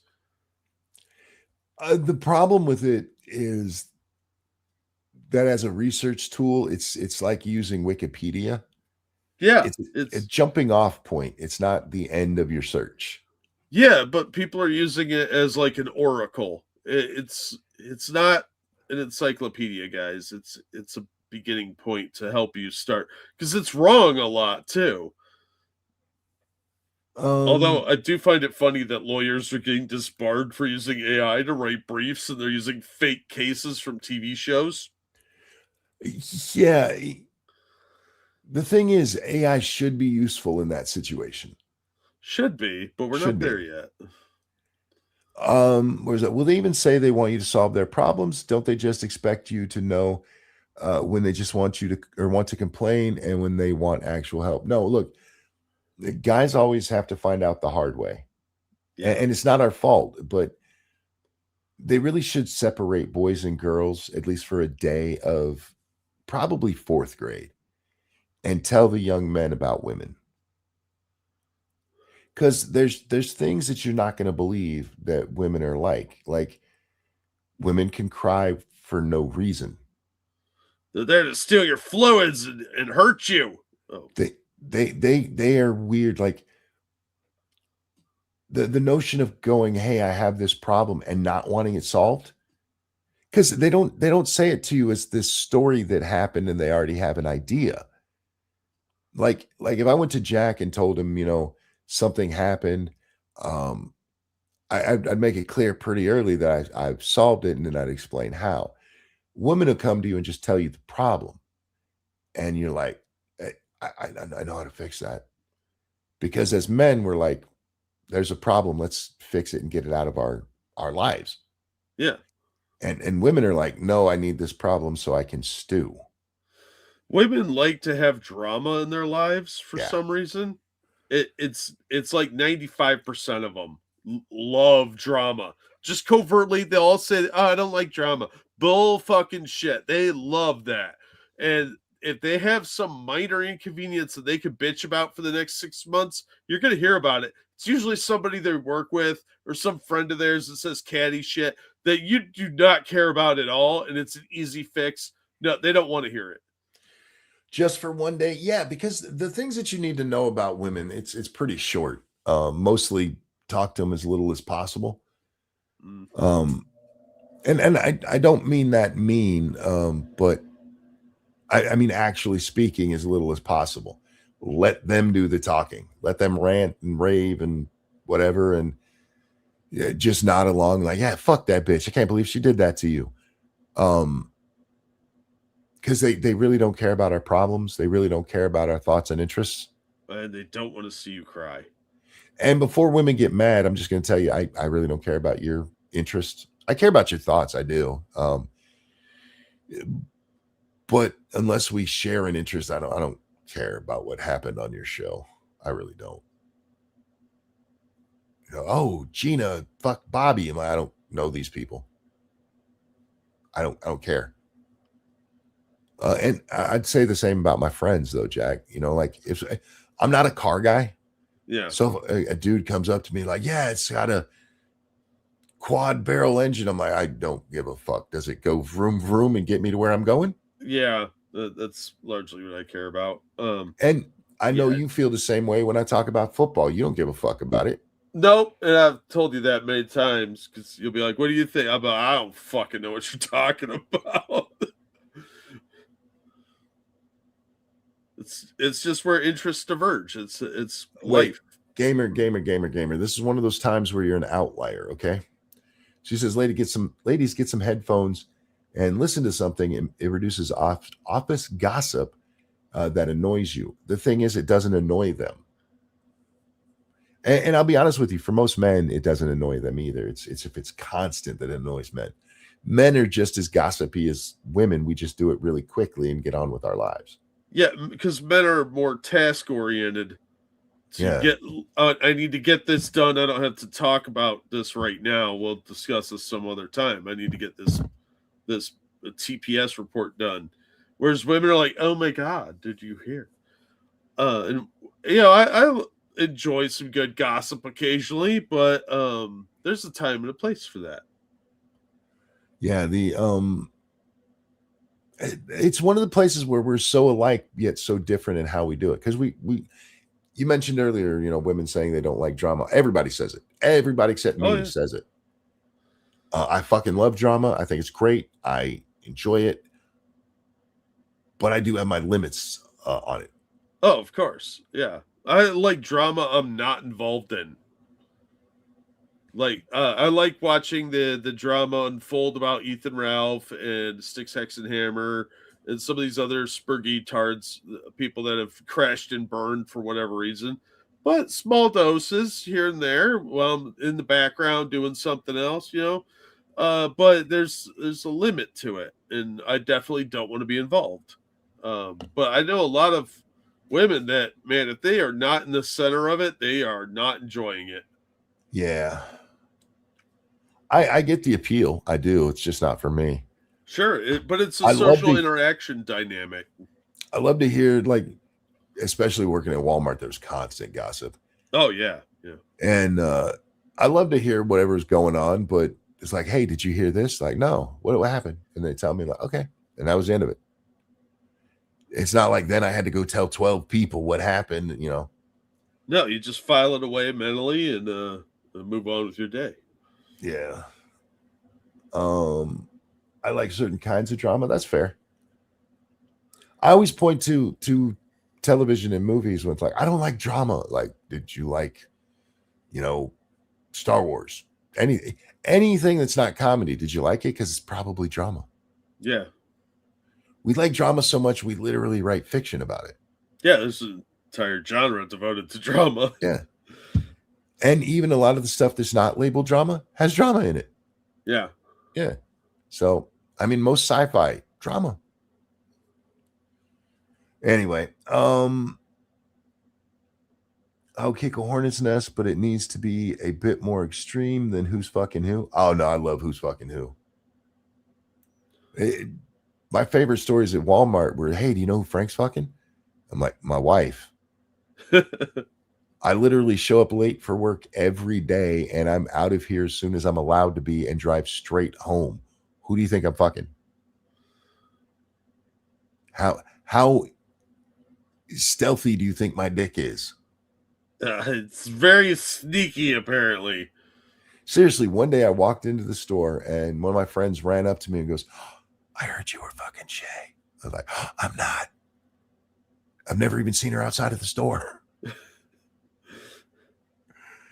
But I was, I'm a friendly guy, and of course the drama or the rumors go around. Yeah. Well, there's people too much free time on their hands and a lot of imagination. Well, plus Walmart is mostly women. Yeah. And boy, do they love a good story. And the funny part is there is tons of people. If your wife is working at Walmart, you need to be checking what time she gets home. Yeah. I'm throwing that out there because I promise you there's somebody at Walmart trying to fuck her. But anyway, there was so much of it going on that when you heard a rumor of somebody, it's just, yeah, it's probably happening. It's probably happening. What? The retail grocery store I worked at was a cheater's paradise. Everyone was fucking everyone. This is another reason men and women shouldn't work together. Hospitals are the worst. Yeah. I mean, you put men and women in close proximity for a long time, especially if there's any chemistry. There's a chance somebody's going to be boning somebody they shouldn't be. Yeah. I mean, we're attracted to each other. In all seriousness, should men and women work together? I don't think we should. No. For our major differences and the fact that, yeah, you're going to have all kinds of drama. I think men and women should work together as long as the women are older and there's like a 30-year age gap. Yeah, it needs to be limited capacity. Yeah. I just, it never works out. Men and women can work together as long as it's work from home. Yeah. Or the porn industry. I suppose so, yeah. Oh my God. That's every retail store. It is. I mean, part of it is that the crowd that works there, you have the old ladies, of course, and then a bunch of young people out for their first job. So you got raging hormones everywhere. Yeah. Good God, the stories I could tell about retail, like the time 3 store managers got fired in 2 years. I love retail stories because I have many of my own. Jack has a whole book of his. Yeah, I got 4 books on it. 4 books. And they're short, but they make me money. Links in the description. Yeah, mostly I encounter freaks because my pheromones smell like Twinkies. So it's like the weirdos and the fat chicks want to hang around me. And I try and avoid interpersonal drama as much as possible. Worked with a lot of pretty women over time, and I've discovered that they are dirty, dirty perverts, and a lot of them are giant whores. My thing, because of course I'm a good-looking guy, and good-looking women talk to me. Yeah, I'm a good-looking guy. I'm charming. I'm sweet. I'm nice. Handsome. Did I mention handsome? I'm none of those things. I'm weird. People avoid me. It's great. But because I talk to pretty women, they're like, "Oh my God, he's doing." I'm not impressed by pretty women. No. I married the prettiest woman I've ever met. And I know everybody's supposed to say that, but I mean that sincerely. And she's also, look, she's older than me, Jack, and she looks like 20 years younger. It's not fair.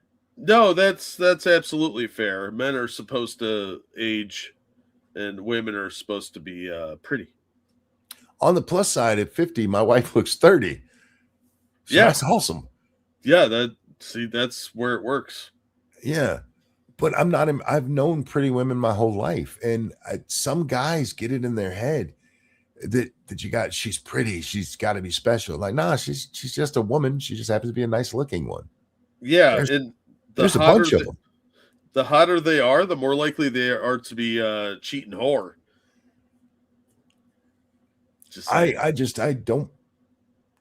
I like pretty women, but why in the world do you think that that you got to put them on a pedestal? You got to give them everything they want. One, chances are they're not going to fuck you anyway because you look like a hermit crab. Right? Find out where you're at on the looks department and find yourself somebody that's right in the same level as you. Pretty women are everywhere. Find a good one. Exactly. And even the ugly ones can put on makeup to make themselves look much better than they are. You ever seen these e-whores with their makeup off? Yeah, it's called TikTok. Yeah. Well, and in fairness to them, even in Hollywood, like, here's so-and-so without their makeup on. I'm like, is he a dude? Right? Well, that was my first response to seeing Scarlett Johansson without makeup. Like, yeah, when they take off that bullshit, it's like, oh, you're a Midwest 3 without that makeup on. Yeah. Like Pokimane is a really good example of that. She's very average looking without the makeup. Yeah, without the makeup, she's a 5. Yeah, you stack on the makeup and the filters, and she kicks it up to a 6 or 7. But she's very, very average otherwise and plain. And since she's kind of a vapid person, there's not a lot to work with there. Yeah, if you saw Pokimane walking down the street without her makeup on, you wouldn't do a double take. No. And that's the thing with a lot of them, and they're actually pretty ugly, but they can paint on a good face. So if you really just want a hot chick, get an ugly one and teach her how to do makeup. Yeah, and to cook, because that'll really make up for a lot. 10 years and my guy hasn't had to shake me like an ugly baby. You're not supposed to shake any babies. Well, I mean, don't shake the ugly ones. What if it's a Hitler baby? She goes on to say, I've got it good. Look, here's the reality. A lot of people fuck up their relationships because there's a pretty face that comes along. And yeah, in reality, it's still just another asshole in your life. Yeah, look, you're just creating a lot of problems for yourself by doing stuff like that. Be happy with what you have. I'm gonna ruin it for a lot of guys out here. Pussy doesn't feel all that different. It's made the same way, you know that, right? Yeah. There's not that much variation, fellas. Nope. You might as well go home and tap it again instead of being. And who knows, man? You might put it in the wrong hole and end up with a scab that doesn't go away. Yeah, you end up with some chick from that hangs out at Coachella, and next thing you know, you got like a scabies problem. It's like, oh look, it drips now. Yeah, it's not what you want. It burns when I pee. Yeah, no, I don't want to lie, and there are slight variations, but it's mostly just the same. It really is. You're not missing out. I promise. You're not missing out. Thank God some people have weird tastes. Right? The grass is never greener, period. That's not true. Sometimes the grass is greener. And we've all known the couple, whether it's the guy or the girl who's in a bad relationship, and they hang on, like she's cheated on him 10 times or he's beat her up and cheated on her, and they stay together, and like you literally anybody else would be better. Yeah. And then there's the problem that sometimes the grass is greener because that's where everybody's shitting. Yeah, true. So yeah, it's a rough call. Like if you're going to pursue someone else, just break off your relationship. Don't drag someone else down with you. It's just not worth it. The problem is, in most of the grass is greener on the other side things, people aren't looking at something like serial cheating or abuse or anything like that. It's just like, he seems nicer. He asked me how I was doing, and my husband hasn't asked me that in 10 years. Like, that's because you tell him how you're feeling the first thing every morning, bitch. Yeah. And just because things have gotten a little more dull doesn't mean they're bad. Well, so I don't know. People tend to throw away what they have quite a lot. Part of human interaction is that first, butterflies in your stomach when you're talking to somebody you might get to see naked. and it's exciting and it's fun. But here's the secret, guys. It's going to turn out the same way. In tears, with you broke and probably missing a kidney in a bathtub. Yeah, it's going to get boring too. I promise you. She's not going to lick your balls all the rest of your life. And the once she nabs you, all the same things apply. Yeah. Like, oh, this after a one while, will be you different. just kind of get comfortable around each other. You stop trying as hard, and it happens. Well, that's the thing. The comfortable part is the goal. Yeah. Everybody wants to keep that sense of excitement, and no. That's the stuff we do to get together. Yeah. Comfort is the goal. Somebody you can live with, somebody that you can laugh with. You don't need somebody that keeps your heart racing. You're gonna have a heart attack. Yeah, I'm way too old for that shit. Like, adventure and excitement are typically bad things in life. Like, oh, it's exciting. Oh, yeah, there's a plane crash, asshole. Shut up. Mine asked to go out with the guys. I can't shove them out the door fast enough. Yeah, my wife, I mean, when I did golf, she was always very supportive of me going away for 3 hours. Yeah, everybody needs their alone time. Yeah. Last thing you want is somebody that is in the same room with you all the time. Yep. It gets annoying. Some of the worst parts of our marriage was when I was home the first time with my surgery, and we were together all the time. It's like, I just need to be away from you for a little bit. That's all. I love you. You're my world, but you need to be my world in another room at least. So, yeah. I need time to miss you. Yes. That's why really successful old couples, if you talk to them, they don't spend a lot of time together. Yeah. What I saw a couple times, my grandparents on my mom's side were like this. They had separate bedrooms. Yeah. Oh, yeah. Because he had a medical condition where he had to use a respirator. So he had his own room so she could sleep. But it worked great. They really didn't argue that much. And my brother-in-law's parents were like that. They had their own TV rooms so they could watch TV in separate rooms and not have to watch each other's shows. What I find happens with most old couples, like my in-laws, he's out doing stuff. She's in the house taking care of stuff, and he's like working in the garden or working in his workshop. He's doing so, and then nighttime comes, they have dinner and they sit down and watch Wheel of Fortune and Jeopardy together. And then they go to bed in separate rooms, and they're mostly happy. Yeah. There's a lot to be said for that. That's how it used to be. Like, I love you. We'll build a life together, but we're gonna have lots of time apart, close enough that if I'm here, if you need me, yeah. But I'm gonna be in the garage, or I'm gonna be in the workshop, or I'm gonna be at the bar. There's so many bad expectations on what a relationship should be because of romance and movies and novels. And no.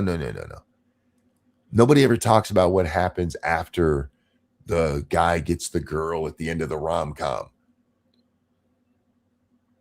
Yeah, they go on to have a mundane life. Yeah. Oh, man. Mundane life. That sounds so awesome. Right? Just somebody that you can relate to and will listen to your bullshit, and you can eat dinner together, occasionally have sex, and not annoy each other to the point of murder. Yeah. Dare to dream. That whole thing. We do everything together. One of you is going to end up on 48 hours. Yeah, that's a codependency issue there. That's not healthy at all. Yeah. I get it. I mean, I love my wife. Every time I see her, I'm happy to see her. But I can only be happy to see her when she goes away. Yeah.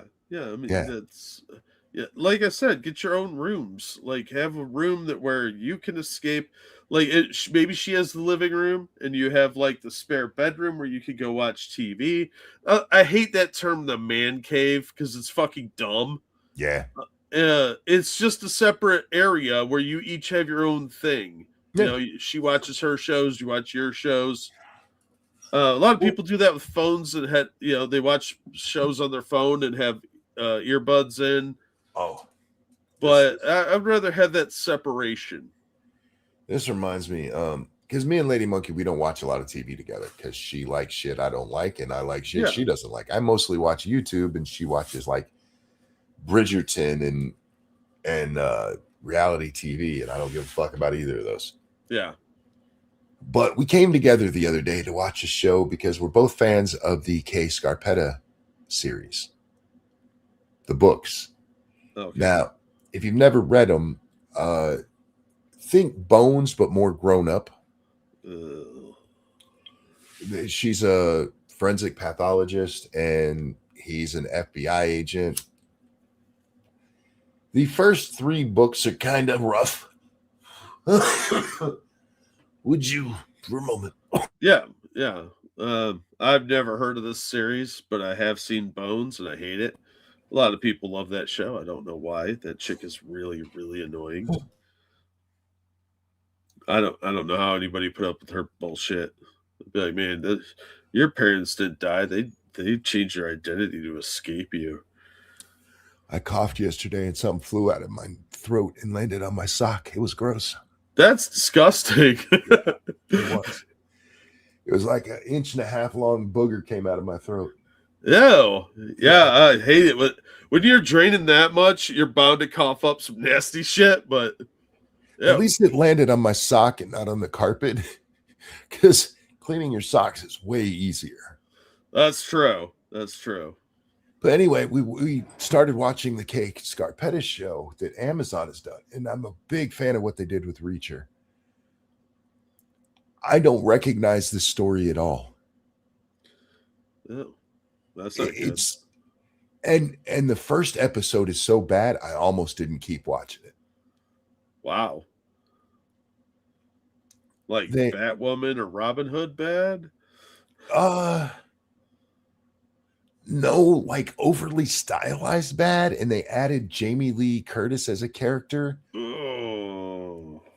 Who I haven't read the most recent books, but in the older books, she wasn't a factor in the stories. And they made her the most annoying character ever. Well, I mean, that seems to track with her career path lately. And she has a black child for some reason. Oh. The girl in the book was not black. Well, I mean, they had to insert one somewhere. But she was a lesbian, so they already had the lesbian thing they could have done. It's not enough anymore. There's going to be a transgender, disabled black kid in there that identifies as Choo-Choo or something. Yeah, I don't... I'm just so sad because I was so excited for it because I really am a fan of the books. And even the first books, you can just tell it's her first time writing. Yeah. So it's a little clunky, but the stories were good. And so far it's just shit. Like the second episode was better, but still not good. I was like, why do you tease me like this, Amazon? I feel like this is how the folks that like Wheel of Time felt. Oh, yeah. Yeah. I feel bad for those guys. Yeah, they could have had a great series like they did with Reacher and start earlier in the girl's career. But instead, they're jumping back and forth in time with Nicole Kidman playing Kay at one part and then some other chick playing her in other parts. And like, that's very difficult to pull off. I will say this. They did a good job in matching up the characters. They're at least believably younger versions of them. If not identical, you know? Yeah. But I'm just so sad that there's this opportunity and then they're like, no, let's fuck it all up. I know I bitched about this before, but again, I have insomnia and you guys are my entertainment right now. You think I'm your entertainment. You got this relationship ass backwards. Not many shows equal to the books. I mean, that's true, but especially like the first season of Reacher, they had to change things because, well, it's a more modern story. And they would have had to set everything like back in the early 90s, I think is when the Reacher books come out. Yeah, I think so. But they did a pretty good job with getting the character right, with getting the motivations right, and telling a good story, a fun story. And then I watched this Kay Scarpetta show and I'm like, I hate you now. Want to argue about unions? There's nothing to argue about. Unions suck. Yeah, that's why prices are so high when it's made in America. Oh my God. Just some litter lung butter. That's gross as shit. I've never had that happen before. And it actually startled me when it happened. When I had my lung infection, this was 15 years ago. So I had this infection, right? And you don't think about that. But I started coughing one day, and this green mess came up, but it was solid. And I was like, what the fuck is this? I'm an asthmatic and prone to lung infections and stuff. So I've had, coughed shit out of my lungs before, but yeah, you know it's there and you're expecting it. So you grab a tissue or something, but yeah, it was just a little cough. And poof. It was like my new superpower is snot man. Yeah. I will say this too. I almost shaved my mustache the other day because I went to the bathroom, and as I was walking out, I looked at my mustache and went, "Oh, I need to clean that thing." And I hadn't blown my nose in like 20 minutes. Ew. Yeah. So it was just there catching boogers. It makes me want to trim my facial hair. The only reason I haven't done it is because I'm not sure there's not boogers in it. Gross. Argument is that getting rid of the unions overnight would lead to problems because some companies don't know how to manage in the absence of unions anymore. What do you mean don't know how to manage in the absence of unions? They still manage outside of the unions. Yeah, they just get a whip and get out there. Back to work. Yeah. I mean, the worst that would happen is there'd be a little bit of friction of the people not wanting to do their jobs and actually being told they have to now. Yeah. The lazy people actually have to be productive. There's no good reasons for unions to exist, and there really never was. Because again, all of the advancements unions tell you that they did were already happening. Yeah. Yeah. Well, a lot of that was done by Henry Ford. Just all his anti-Semitic views aside, he modernized a lot of the modern workforce, and a lot of the robber barons actually improved working conditions. Granted, a lot of them were complete shitbags, but some of them understood if you treat employees well, they will be more loyal and work harder. No, I get what you're saying. You're saying I'm saying that companies that have had unions for a long time have bad managers due to having the crutch of a union being there. I understand what you're saying, but one, it's easy to replace bad managers. But more importantly, a lot of those managers would like to be better managers. The union rules won't allow them to be. Yeah, if you have a manager that can't oversee people, you need to replace them immediately. That's not something you can wait on. And if they're reliant on union reps to do their dirty work, they should be fired anyway because they're not competent. No, I get what you're saying. I'm just saying it's not that hard to change management. Trust me, I've seen it many times, seen management change. Yeah. Good, bad, and indifferent. Yeah, companies are pretty ruthless for the most part. So if they don't have loyalty to you, you're not going to have loyalty to them. So managers are notoriously disloyal to pretty much anybody they can throw under the bus for their own benefit.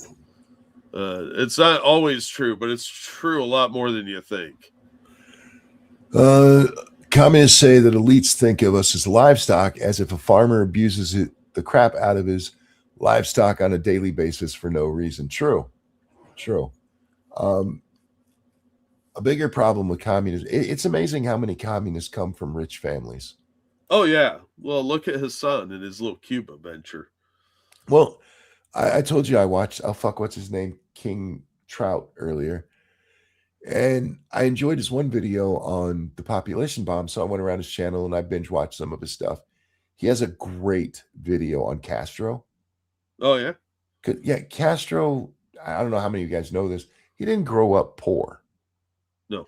He was a little rich kid. And as he's telling the story, he goes, "Does that sound familiar?" And he fades in a picture of Hassan. Oh, that's funny. Yeah. It's amazing the way. But again, this goes back to the slave thing. Because of roots, everybody thinks that slave masters were beating the shit out of their slaves on a regular basis. And it's just there's no evidence of that. No, it's bad management of livestock. Unfortunately, that's how they viewed people. Yes. That's why you were considered chattel property, but you did abuse your living property, whether it was cattle or people. And it's horrific to have to say that, but that was the view of the time. And if you were abusing it, it was considered gauche because you're wasting money. Yeah, because you need that slave working in the field, and if you beat his ass to where he can't move, Yeah, and slaves were not cheap. no. And That's how for Nathan Bedford Forrest made all his money. He was a slave seller. I mean, this is we that's need to what he say did. this. We're not saying slavery was good. We're just No, saying that it's horrifying. the shit that they're saying, did some of it happen? Sure. But even the parts of roots never happened. That was all made up. Yeah, it was for dramatic effect. Yeah. It was And that's something not that a happened guess. rarely. That's not a guess. Alex, what's his name, said so. Oh yeah, yeah, the guy that wrote the book, yeah. Yeah. It's just not how things were. It doesn't make it a good living experience or something that should have happened. But the idea, like companies just treat their people like shit. I'm not saying that never happens, but for the most part, the company wants you there working because that's how they make money. Yeah, more often than not, the company is indifferent Yeah. because you are replaceable. What you do is likely not that important unless you have specific tasks or job skills. The important thing is to make yourself invaluable to the company so they can't fire you. Yeah. Then you're more bulletproof. But the average person, they don't give a fuck about you. They don't think about you at all. They don't know what your problems are and they don't care. They just want you to show up on time, do what you're supposed to do, and get out. If you do extra, awesome. If you underperform, that's a problem. We need to have a little talk. Somebody sends your manager a letter and they're like, oh shit, I'm going to get in trouble if this guy doesn't pick up the slack. So they have to have a word with you. And they're usually condescending dickbags. Middle management are the ones that are usually fired first. So they know that they're on the chopping block likely before you are. Yeah. A lot of the worst stories that you hear about from companies, it tends to be a bad manager rather than a company policy. Yeah. Yeah. And that can happen anywhere. Unfortunately. Yeah. Now, it's easy to say, well, companies should keep an eye on that. At its height, Walmart employed 1 million people. Yeah, it's easier said than done. Yeah. At my store, we had the manager, 2 co-managers, and 6 assistant managers. Jeez. Yeah, so 9 managers in there.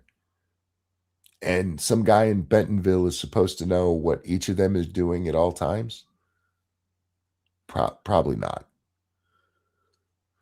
Now, there are times where you have companies who find out stuff and they bury it, and yeah, that happens, but it's not as common as people say.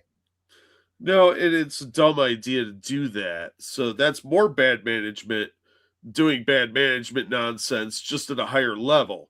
Because covering it up, the cover up's almost always worse than the crime. If you just start firing the idiots that did the problem, you don't have to worry about covering it up. AKA what just happened at Epic. I'm not, if you're referring to something we said directly, I'm not sure what you're talking about, but yeah, the Epic firings, There's a lot of talk about, the video games industry, they're having to fire so many people. One of the reasons they're having to fire so many people is because they hired way too many. Epic just fired 1,000 people and still have 4,000 people working there. They don't make very many games. They have one major game that has to be updated now and then. And then they have their storefront, which nobody uses. I was talking to my wife about it. I was like, from what I can see, it reminds me very much of Twitter when Elon took over. Remember how he got rid of all those people? And like, it's going to crash constantly. It's never going to work again. And there's been like 2 hiccups since. Yeah, it works shockingly well. I mean, there's some algorithm issues, but they tweak that shit all the time.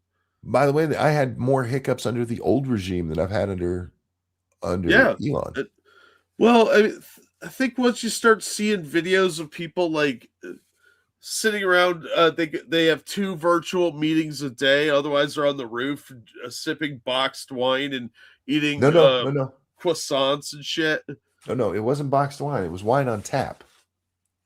It was probably out of a box, to be honest. When you have a company and you have wine on tap, you're wasting money. Yeah, it's time to fire people. That was kind of my point, though, is like you have too many employees not doing anything. Yep. It's time to start cost cutting. You're just wasting cash. And I think there's a whole lot of that going on in the games industry lately. I realize, especially with bigger games, it's going to take more people. But I mean, Epic having 5,000 people on their payroll for what? Yeah, a lot of that seems like it could be temporary work, like you hire them in as like contractors and 1099 them. I could be wrong. There may have been a reason to have that many people. I just can't think of one with what I know about Epic as a company. Yeah.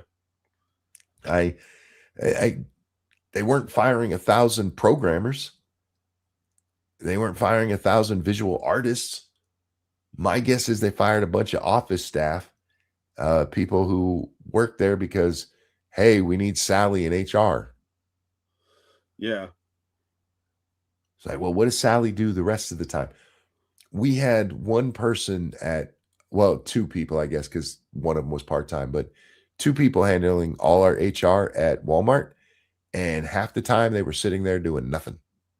Yeah. Well, usually they gossip a lot. Yeah. I would sit in there and have to do our CBLs in the personnel office. And the 2 HR chicks just chatting. Like, that's a good use of my money. Isn't it though? You're cutting into our bonus, you bitch. Sound like a government contract. It could be. But even then, I mean, I'm trying to figure out what Epic would need that many people for with what I know about their business. It's probably a lot of the problems I see with the stuff going on right now is people thought that the COVID rush, because everybody was home playing stuff during COVID, so a lot of industries that do at-home stuff boomed, and now they're starting to realize that they overcorrected and expected that to last too long, and it didn't, so they're having to fire people. Wizards of the Coast laid off a bunch of people recently, too. Otto said, from what I saw at Epic, they said that Fortnite wasn't making it money. But here's the thing. If the only reason to have those people there was that Fortnite was making the money, then you didn't actually need those people. You just had the money to keep them employed. Yeah. And those are entirely different things. Yeah, there's difference between needing people and thinking you need people. Yeah. And look, I don't know the folks at Epic, and they've never pissed me off the way that some game companies have. They've pissed me off, but not to the point where like, I'm glad you got fired. But the reality is there's a lot of, especially in tech, where they're hiring people that they don't need. They just don't need. The trade compliance team will be massive compared to overall headcount. The lawsuit over mobile stores indicates their trade needs. Yeah, they still have in their statement, they mentioned the Fortnite stuff. But I was watching somebody talk about it, and they brought up the money that they're spending on those lawsuits because they're suing both Apple and Google Yeah. for access to their stores.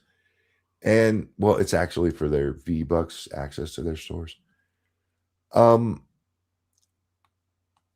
just going to repeat what I said. I don't see a need for those extra 1,000 people. I just don't. And I think there's a lot of the tech industry that could get rid of them. Like Twitter wasn't the only place where we saw, hey, here's my day in the life at Twitter. I go in, I had 2 meetings, I get some yoga in and some massages and some wine on tap. We saw it from Facebook too. And it's like, but if you have time for them to be getting massages and shit, then you probably don't need them. I've worked a lot of 8-hour days. I worked a lot of 10-hour days.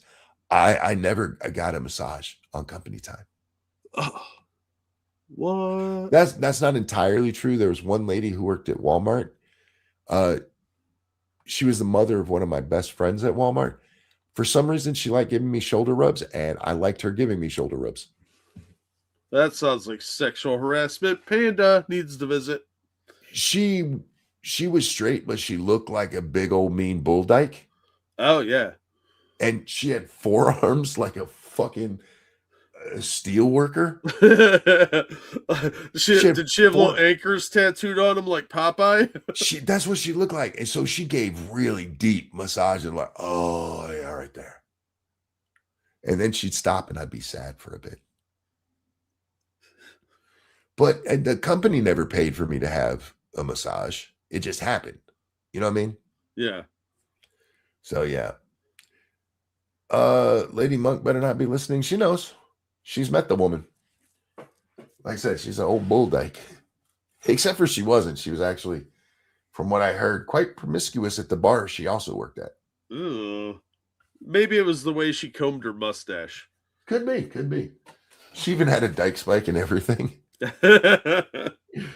I thought she was a lesbian when I first met her. Turns out no. Anyway, their refusal to just pay a cut to Apple makes them open to trade agreements. It was not smart. I don't know enough about what's going on with them and Apple on that, honestly, to speak intelligently on it. But the Apple lawsuit and the Google lawsuit, they're the least of their problems. The thing is, if your business isn't massively changing after you fire 1,000 people, you didn't need that 1,000 people. Like Jack, when I worked at Walmart, right? I think we employed something like almost 200 people.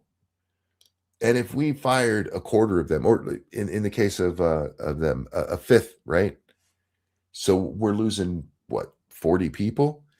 That would cause massive problems with the way we ran the store at the time. Yeah. You'd be short on cashiers. You wouldn't have floor people. You wouldn't have stockers because we kept enough people to get the job done. There was no overlap. There was no extra. Yeah. When it comes to your business expenses, the easiest business expense for people to cut is payroll. You can't cut the light bill. You can't cut your raw materials. You can't. These are fixed prices. Nope. You can have rolling brownouts throughout the store. The easiest place to cut is payroll. And that's why so many companies run on a lean payroll. Like, how come I had to serve coffee by myself for 8 hours? Because they'd like to make a profit at your store, dumbass. Yeah, so you get paid. And so one person can pour coffee. It's really not that hard, especially when machines do half the work for you. Yeah. It's really bad in the tech industry, and it's been a problem going way back to the .com bust. Mm-hmm. These companies just overhiring because, hey, we need 10 Sallys in HR because that's what Sally said she needed. they're planning on growth that hasn't happened and may or may not ever happen, and more likely it won't happen. So they get a little enthusiastic with the hiring. I do annual foreign trade zone training, covers stuff like that. It's just not something I've ever looked into. When it comes to their lawsuits, I don't know if they'll win or not. Unfortunately, with the American legal system, it's way too hard to predict, even if you do know what's going on. Yeah. Although what just happened with Subnautica 2 was funny as fuck. What happened there? So the guys that I forget the name of their company who made Subnautica, they got a buyout offer from the people who made PUBG, and the buyout offer was $500 million plus. If they hit certain sales goals on Subnautica 2, they could earn up to another $250 million. Wow. Yeah. Well, it's getting close to the release for Subnautica 2. And part of the agreement was that the original team got to make all the decisions about the game, including release date. Uh-oh. So they're getting ready to release it in August of 2025. And suddenly, the CEO of the parent company is like, oh shit, I'm going to have to pay this out. And so he goes to the company lawyer and is like, what can we do about this? And she went, pay him. There's nothing you can do. Can't get out of it. So homie goes, I'm not making this up, to Chat GPT to teach him how to get out of an ironclad contract. And so what he does is he fires the three heads of the game company, of the original game company, and pushes the date back on the game. I could smell a lawsuit a mile away on that one. Yeah. So it goes before a judge, and the judge was like, no, you need to rehire the one guy. She didn't make him rehire the other two. They can be rehired by the main guy. Oh, yeah. And he was probably like, Your Honor, ChatGPT is smarter than you. She also extended the deadline for when the sales goal had to be met for the payout to the amount of time that the guy had been fired. That's actually pretty fair. I mean, yeah, the game is scheduled to come out now in May, and the deadline for hitting their sales goals is sometime in September. I forget what. But it's a really weird contract. I don't understand why they would sign something like this. One, 750 million, even the 500 million was way overpaying for this company. Way overpaying. That's why he was trying to get out of that. There's the original game sold 18 million copies at like $30 a piece. That's not $500 million. Oh, allow me to explain this in one sentence. Greed and stupidity. Oh, it gets better though. Oh, dear God. So the deal says that in order to get the bonus, they have to hit $69.9 million in revenue. Okay. Pay attention to that word, revenue. Yeah. At that point, every dollar that the game makes in revenue is matched with $3 and some change. I forget the change on it. What? Towards the bonus. What? Yeah. So for every dollar the game makes, they're paying these guys $3. That's it. Is it American money, or are they paying them like in pesos or something? It's American money, cash gold or cash money. Oh my God. So what really got them worried about having to pay this out is that they did an internal audit and how things were looking. And worst case scenario, it looked like they were going to have to pay $241 million in this bonus. They should have just paid it. Best case scenario was $120 million. I mean, like, if you're dumb enough to make that contract and sign it, you should have just paid it. Just honor the contract, because the lawsuits that follow are going to tie up more money in legal fees. You're going to have to waste all the time of your lawyers, and you're going to piss off a lot of customers. I have Subnautica. How much is Subnautica these days? What's the base price of that game? 11. Probably not. No. $29.99. There was a follow-up game. The problem is I don't know how much that one sold. But if we're just looking at how much that game made, it's there. The follow-up was called Subnautica Below Zero or something like that. It wasn't as well received, didn't sell as many copies. So you're really trying to base this off of the first game. And the 500 million alone was way too much. And then you made a deal where you're paying $3 for every dollar in revenue, not in profit, in revenue. Somebody did not pay close attention to that contract when they wrote it up. Well, the guy who tried getting out of the contract said the contract wasn't fair. Like, yeah, dumbass, you signed it. Why'd you sign it? At 18 million copies sold, they sold $540 million worth of that game on Steam. Wow. Now, they have sold it on other platforms, but a lot of those sales, I didn't buy Subnautica full price. I got it for like $10 or less. I bought it on sale. The chance of earning back what you paid for that company without the bonus, you'd need at least 2 games. Yeah, I guess they're banking on using the reputation, but that only gets you so far, especially if the first game you release is a stinker. And this is releasing into early access, and it does have a good pedigree, so it's probably going to sell well. That's if it works good. If it turns out to be a bummer, it'll have an initial bump and then die off until they fix it. And by then, your contract period would have run out. There's no way they're selling 18 million copies in day one. That's unheard of numbers. And this guy's like, no, my lawyer said this is a bad idea.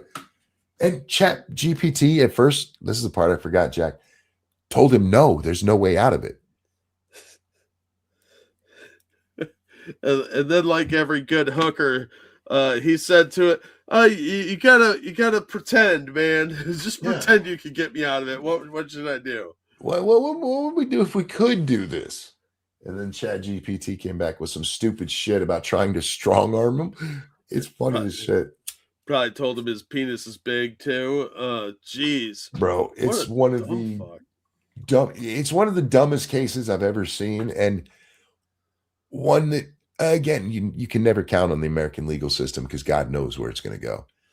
Yeah, but on paper, I mean, this is a slam dunk. If those guys got a decent lawyer that even halfway understands contract law, it sounds like this guy's going to end up paying out. So it was a dumb move. Should have just paid the money. Yep. ChatGPT wrote the contract. That one surprised me. Oh, bless you. Yeah. When I got to the part about $3 for every dollar in revenue, I was just like, fuck you, man. You deserve this. That's just dumb. Now, if they had said profit, that might have been different. Probably not, but it might have been. Yeah, at that point, you're literally paying 3 times as much as the game is worth. Yeah. I don't get it, because why would you make this type of contract anyway? You want to get it as a deal, not reward them for making an overly successful game by devaluing what you're buying. And then the bad will of the game getting ready to launch. It's already been announced that it's going to be launched in August, and gamers are excited for it. And then you pull this shit. Yeah. Sorry, I had to blow my nose again. It's going to be interesting to see how gamers react, because as somebody who likes Subnautica, I'm excited for 2 to come out. But I really don't want to reward that parent company.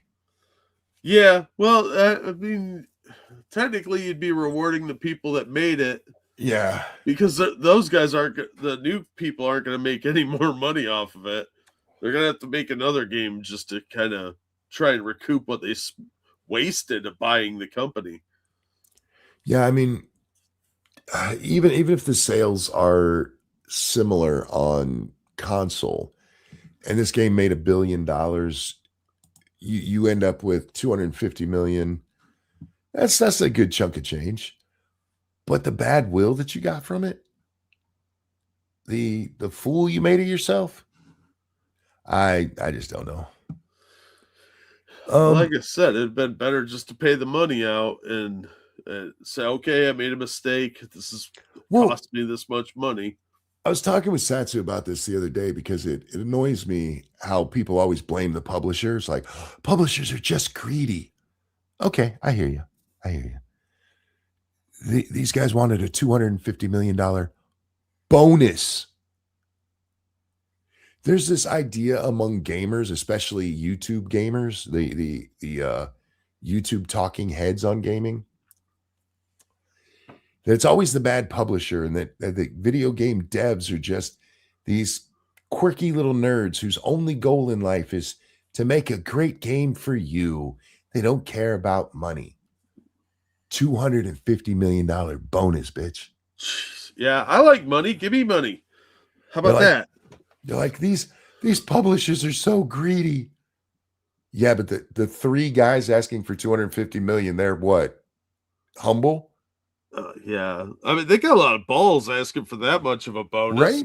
I kind of respect the fact they pulled it off. I'm just so tired of this notion of the devs are the good guys always.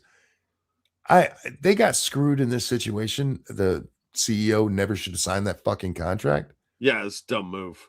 But let's not pretend that the guys who are getting $750 million maximum were doing it for the love of the game. Right. I just hate that shit. They basically treat them like they're commies who are going to make their crappy little game and give it away for free and eat grass to survive. Like, no, yeah. They want the money too. Well, they're vegans. In this case, they just didn't want to have to deal with the finance side of things. They still definitely wanted all of that moolah. Well, yeah, everybody wants to get rich and have enough money to retire. Well, love of a different game, the money-making game. Yeah, fair. I understand the arguments about soulless companies coming in and like, oh, this game made a lot of money, so we'll snatch it up and we'll make all that money. And in those cases, what they should really do is step back and let the people make the game, because that's how they got successful in the first place. But here's a reality nobody wants to talk about, especially when it comes to creative people. A lot of times, creative people are lazy. And not only are they lazy, they will drag their feet being lazy. Has George R.R. Martin finished his fucking series yet? I feel a little judged right now. It's true. This is something humans don't like to hear, but most people need deadlines. Most people need somebody going, hey, I need this Friday. I need this by Friday. Otherwise, they'll be like, it's November. I can get it to them by March. It's true. It's true. Even in a retail space, not talking about any creative people at all. Like, I need this end cap filled. And you tell somebody that, and it'll take them 6 hours. Where if you say, I need that end cap filled by noon, it's done by noon. Yeah. Because they need deadlines. And especially when you come to these creative types who keep wanting to add shit and add shit and add shit. It's like, guys, we got to put this game out to make money. Like, wait, one more thing. And nobody ever talks about that side of it. It's always like, these devs just want to make the best game possible. No, they're dragging their feet, lazy little shits, and they need a deadline. And maybe sometimes that deadline needs to be moved because things really can't be done by then. And sometimes they're just lazy shitheads dragging their feet. It's amazing how much they can get done when the deadline comes. Yeah, doing those all-nighters because of the stuff they didn't bother to do earlier. Yeah. They always talk about that crunch time. They never talk about the 5 years before that when they're sitting around grab-assing. Yeah. Yeah. Like, oh, there's this crunch time at Rockstar Studios, and it makes it so that they can't see their families for a couple of weeks. It's like, yeah, what was Dickhead doing the other 3 years they were making that game? Anyway, Star Citizen is a prime example. Yes, absolutely. Star Citizen, how long has that fucking game been in development now? Oh, who knows?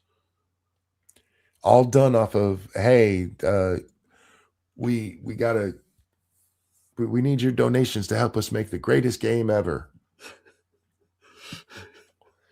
Greedy Right. little money horse. What's the greatest game ever? Like doing blow and whores? Yeah. Because people fall in love with games and like the studios who made them, they always assume the best of these people. Yeah, well, you want to have somebody you can root for. But here's the thing. I can root for them and believe that they want to make money. What? That's crazy, monkey. So it's like I was watching this one guy. He pisses me off all the time, and I leave him shitty comments. He's like, the game developers don't really care about the money. Like $250, you dumb motherfucker.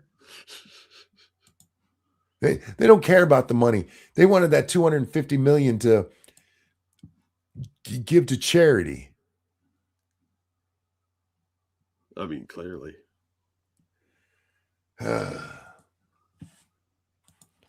Is charity a stripper? Why do they always make it? They actually make this. This is a guy who's anti-woke, of course. Oh, of course. Well, why are you making the communists seem like the good guys? Like these guys are just doing it because they want to provide good entertainment for the people. They don't care about that filthy money. You're literally making commie arguments. You stupid bitch. He's annoying too because he pontificates and thinks he's smart because he talks in run-on sentences. Ugh. And I want to reach through my screen and slap you with my dick.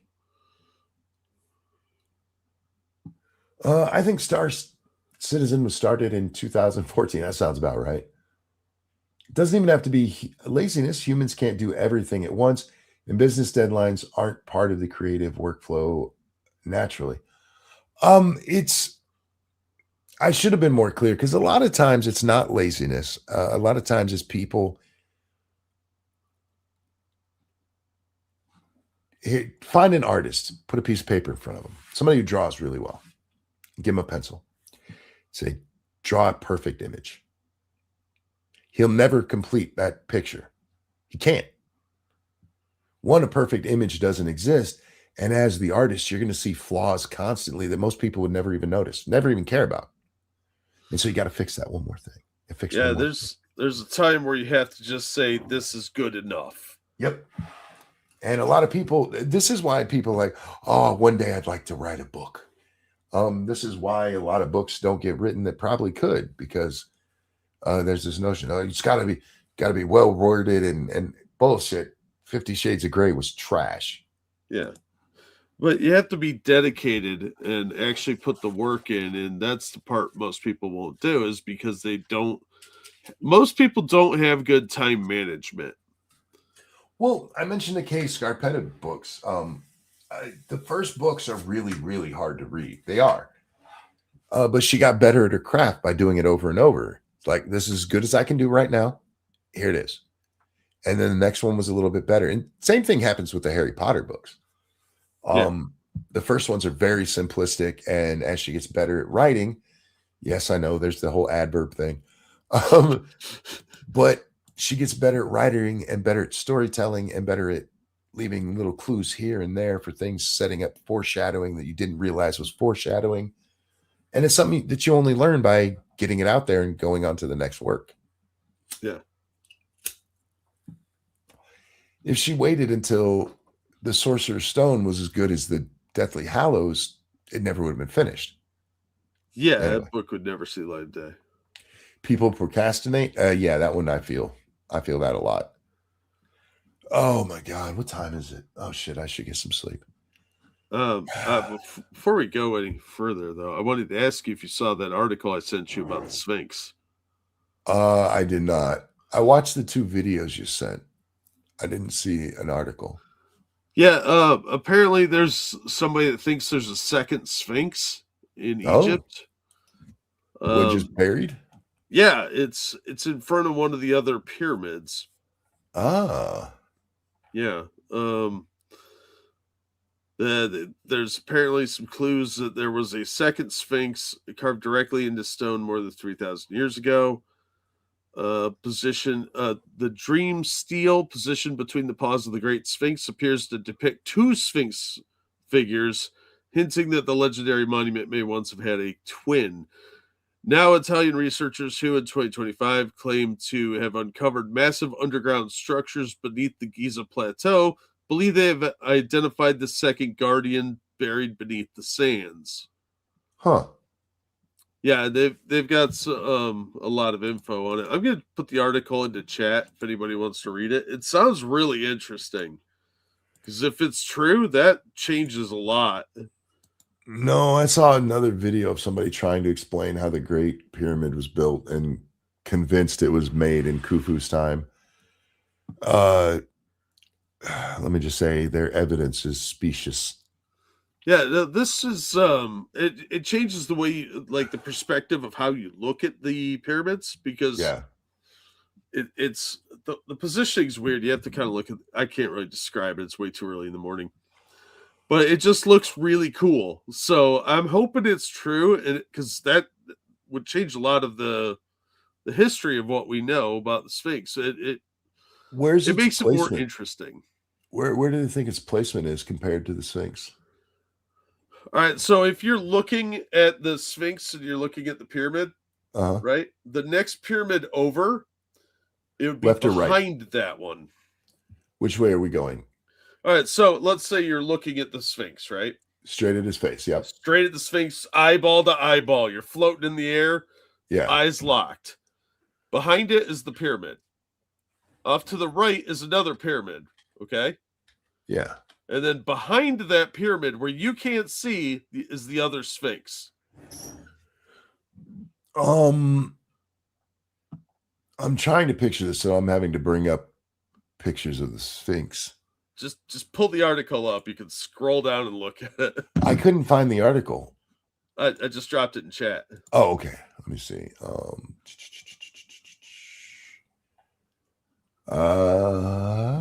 There we go. Scroll down to the picture with the A, B, C, and D on it. A, B, C, and D. Yeah, it's underneath the photo of them sitting around a psychedelic drawing. Not even halfway.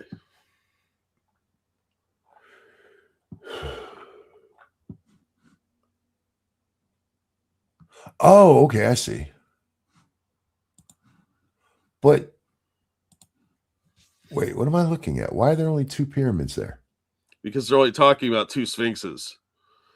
So you don't need to see the third pyramid for the visual. Huh. And this is based on them finding a carving with the...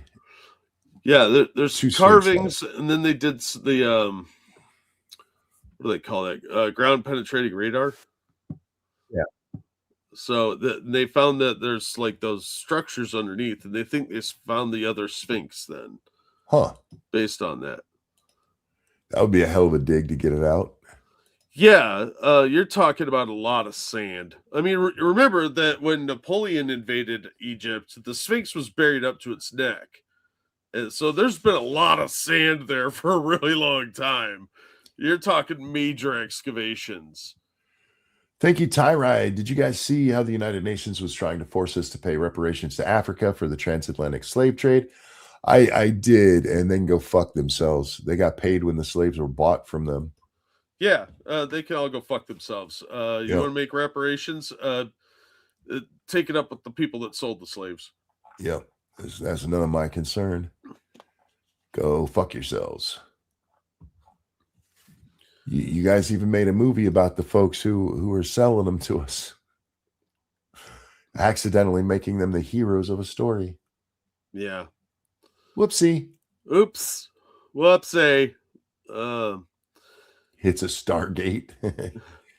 That's probably under Oh, there somewhere too. What? I was going to tell you, you should watch Bill Maher's latest new rules. Oh yeah.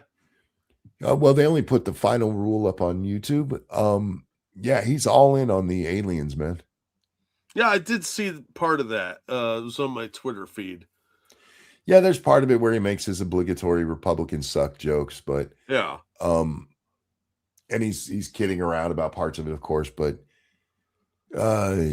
yeah. I'm still not sold on it being aliens being here, but there's definitely technology that we don't understand.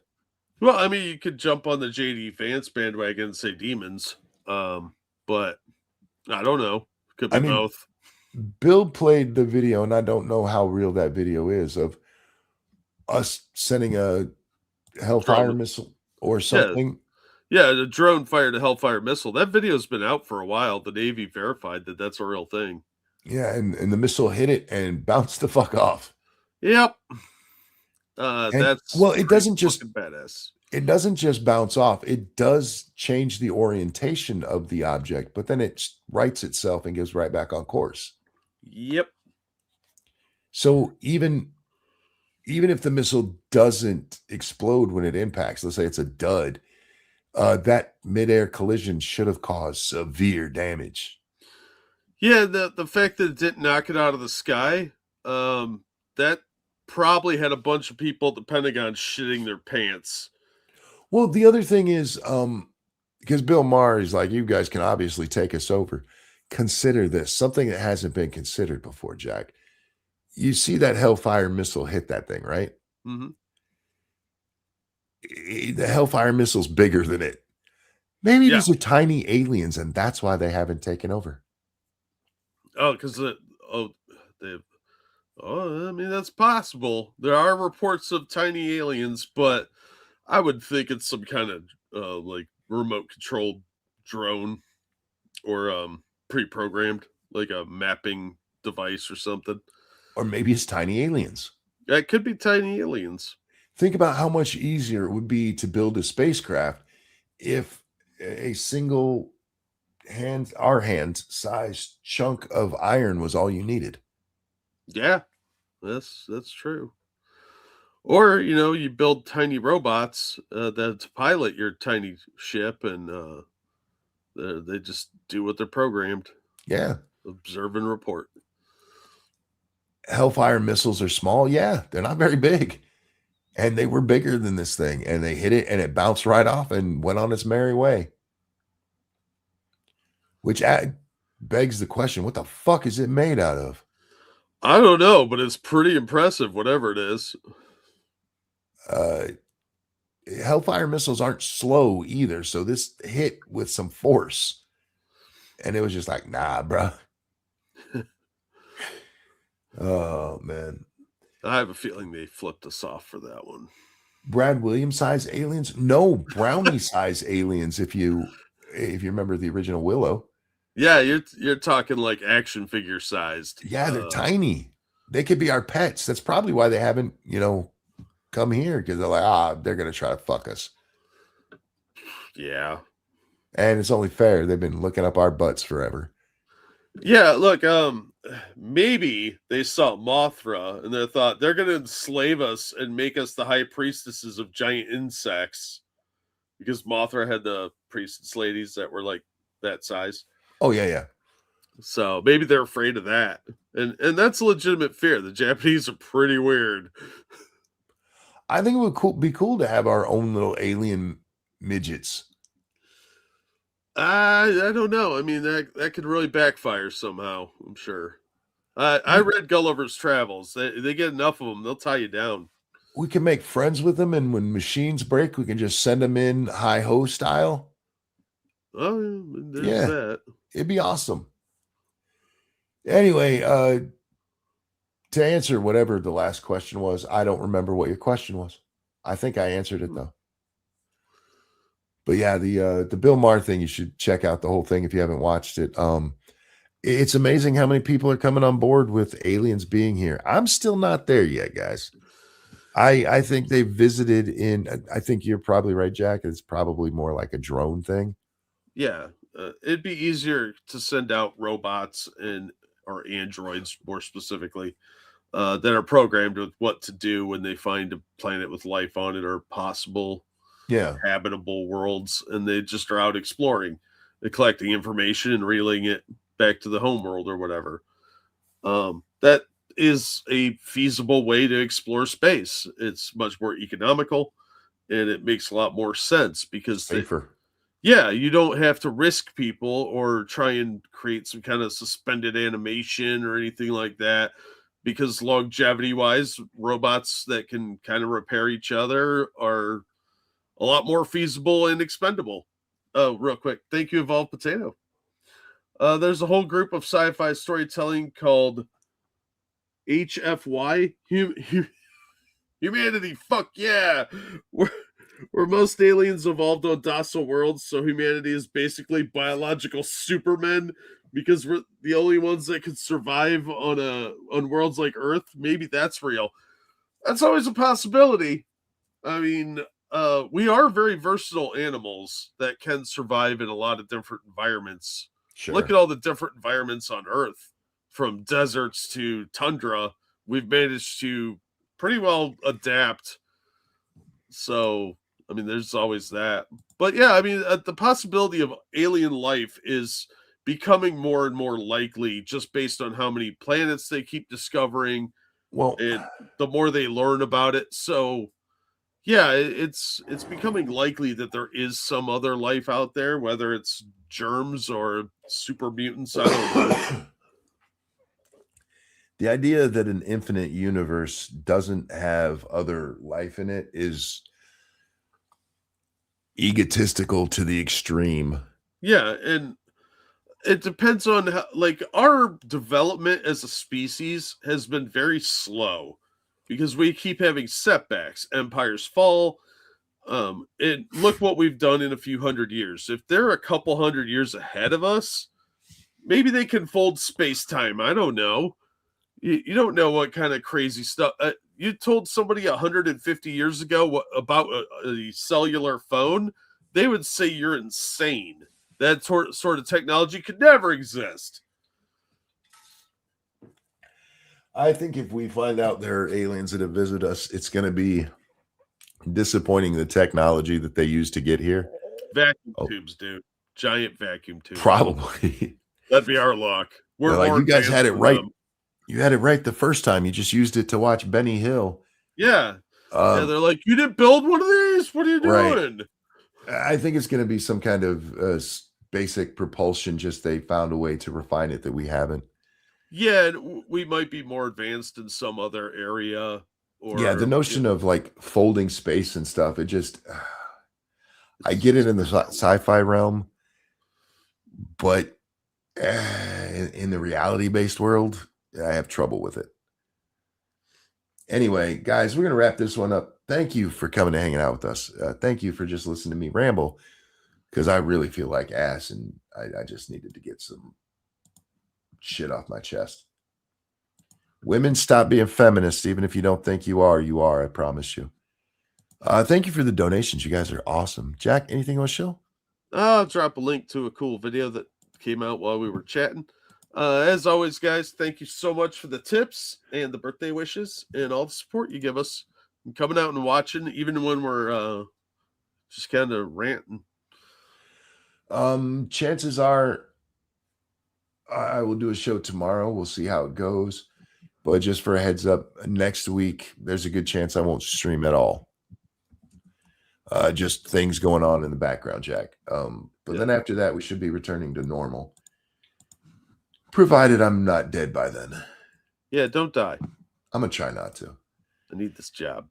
But I'm going to go try to sleep, so the rest of y'all need to hang on.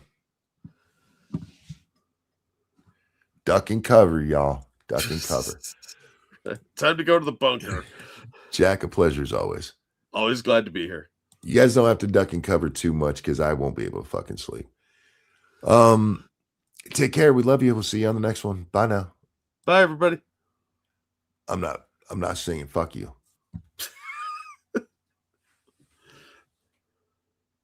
I was still going to sing, but I'm not letting them tell me what to do.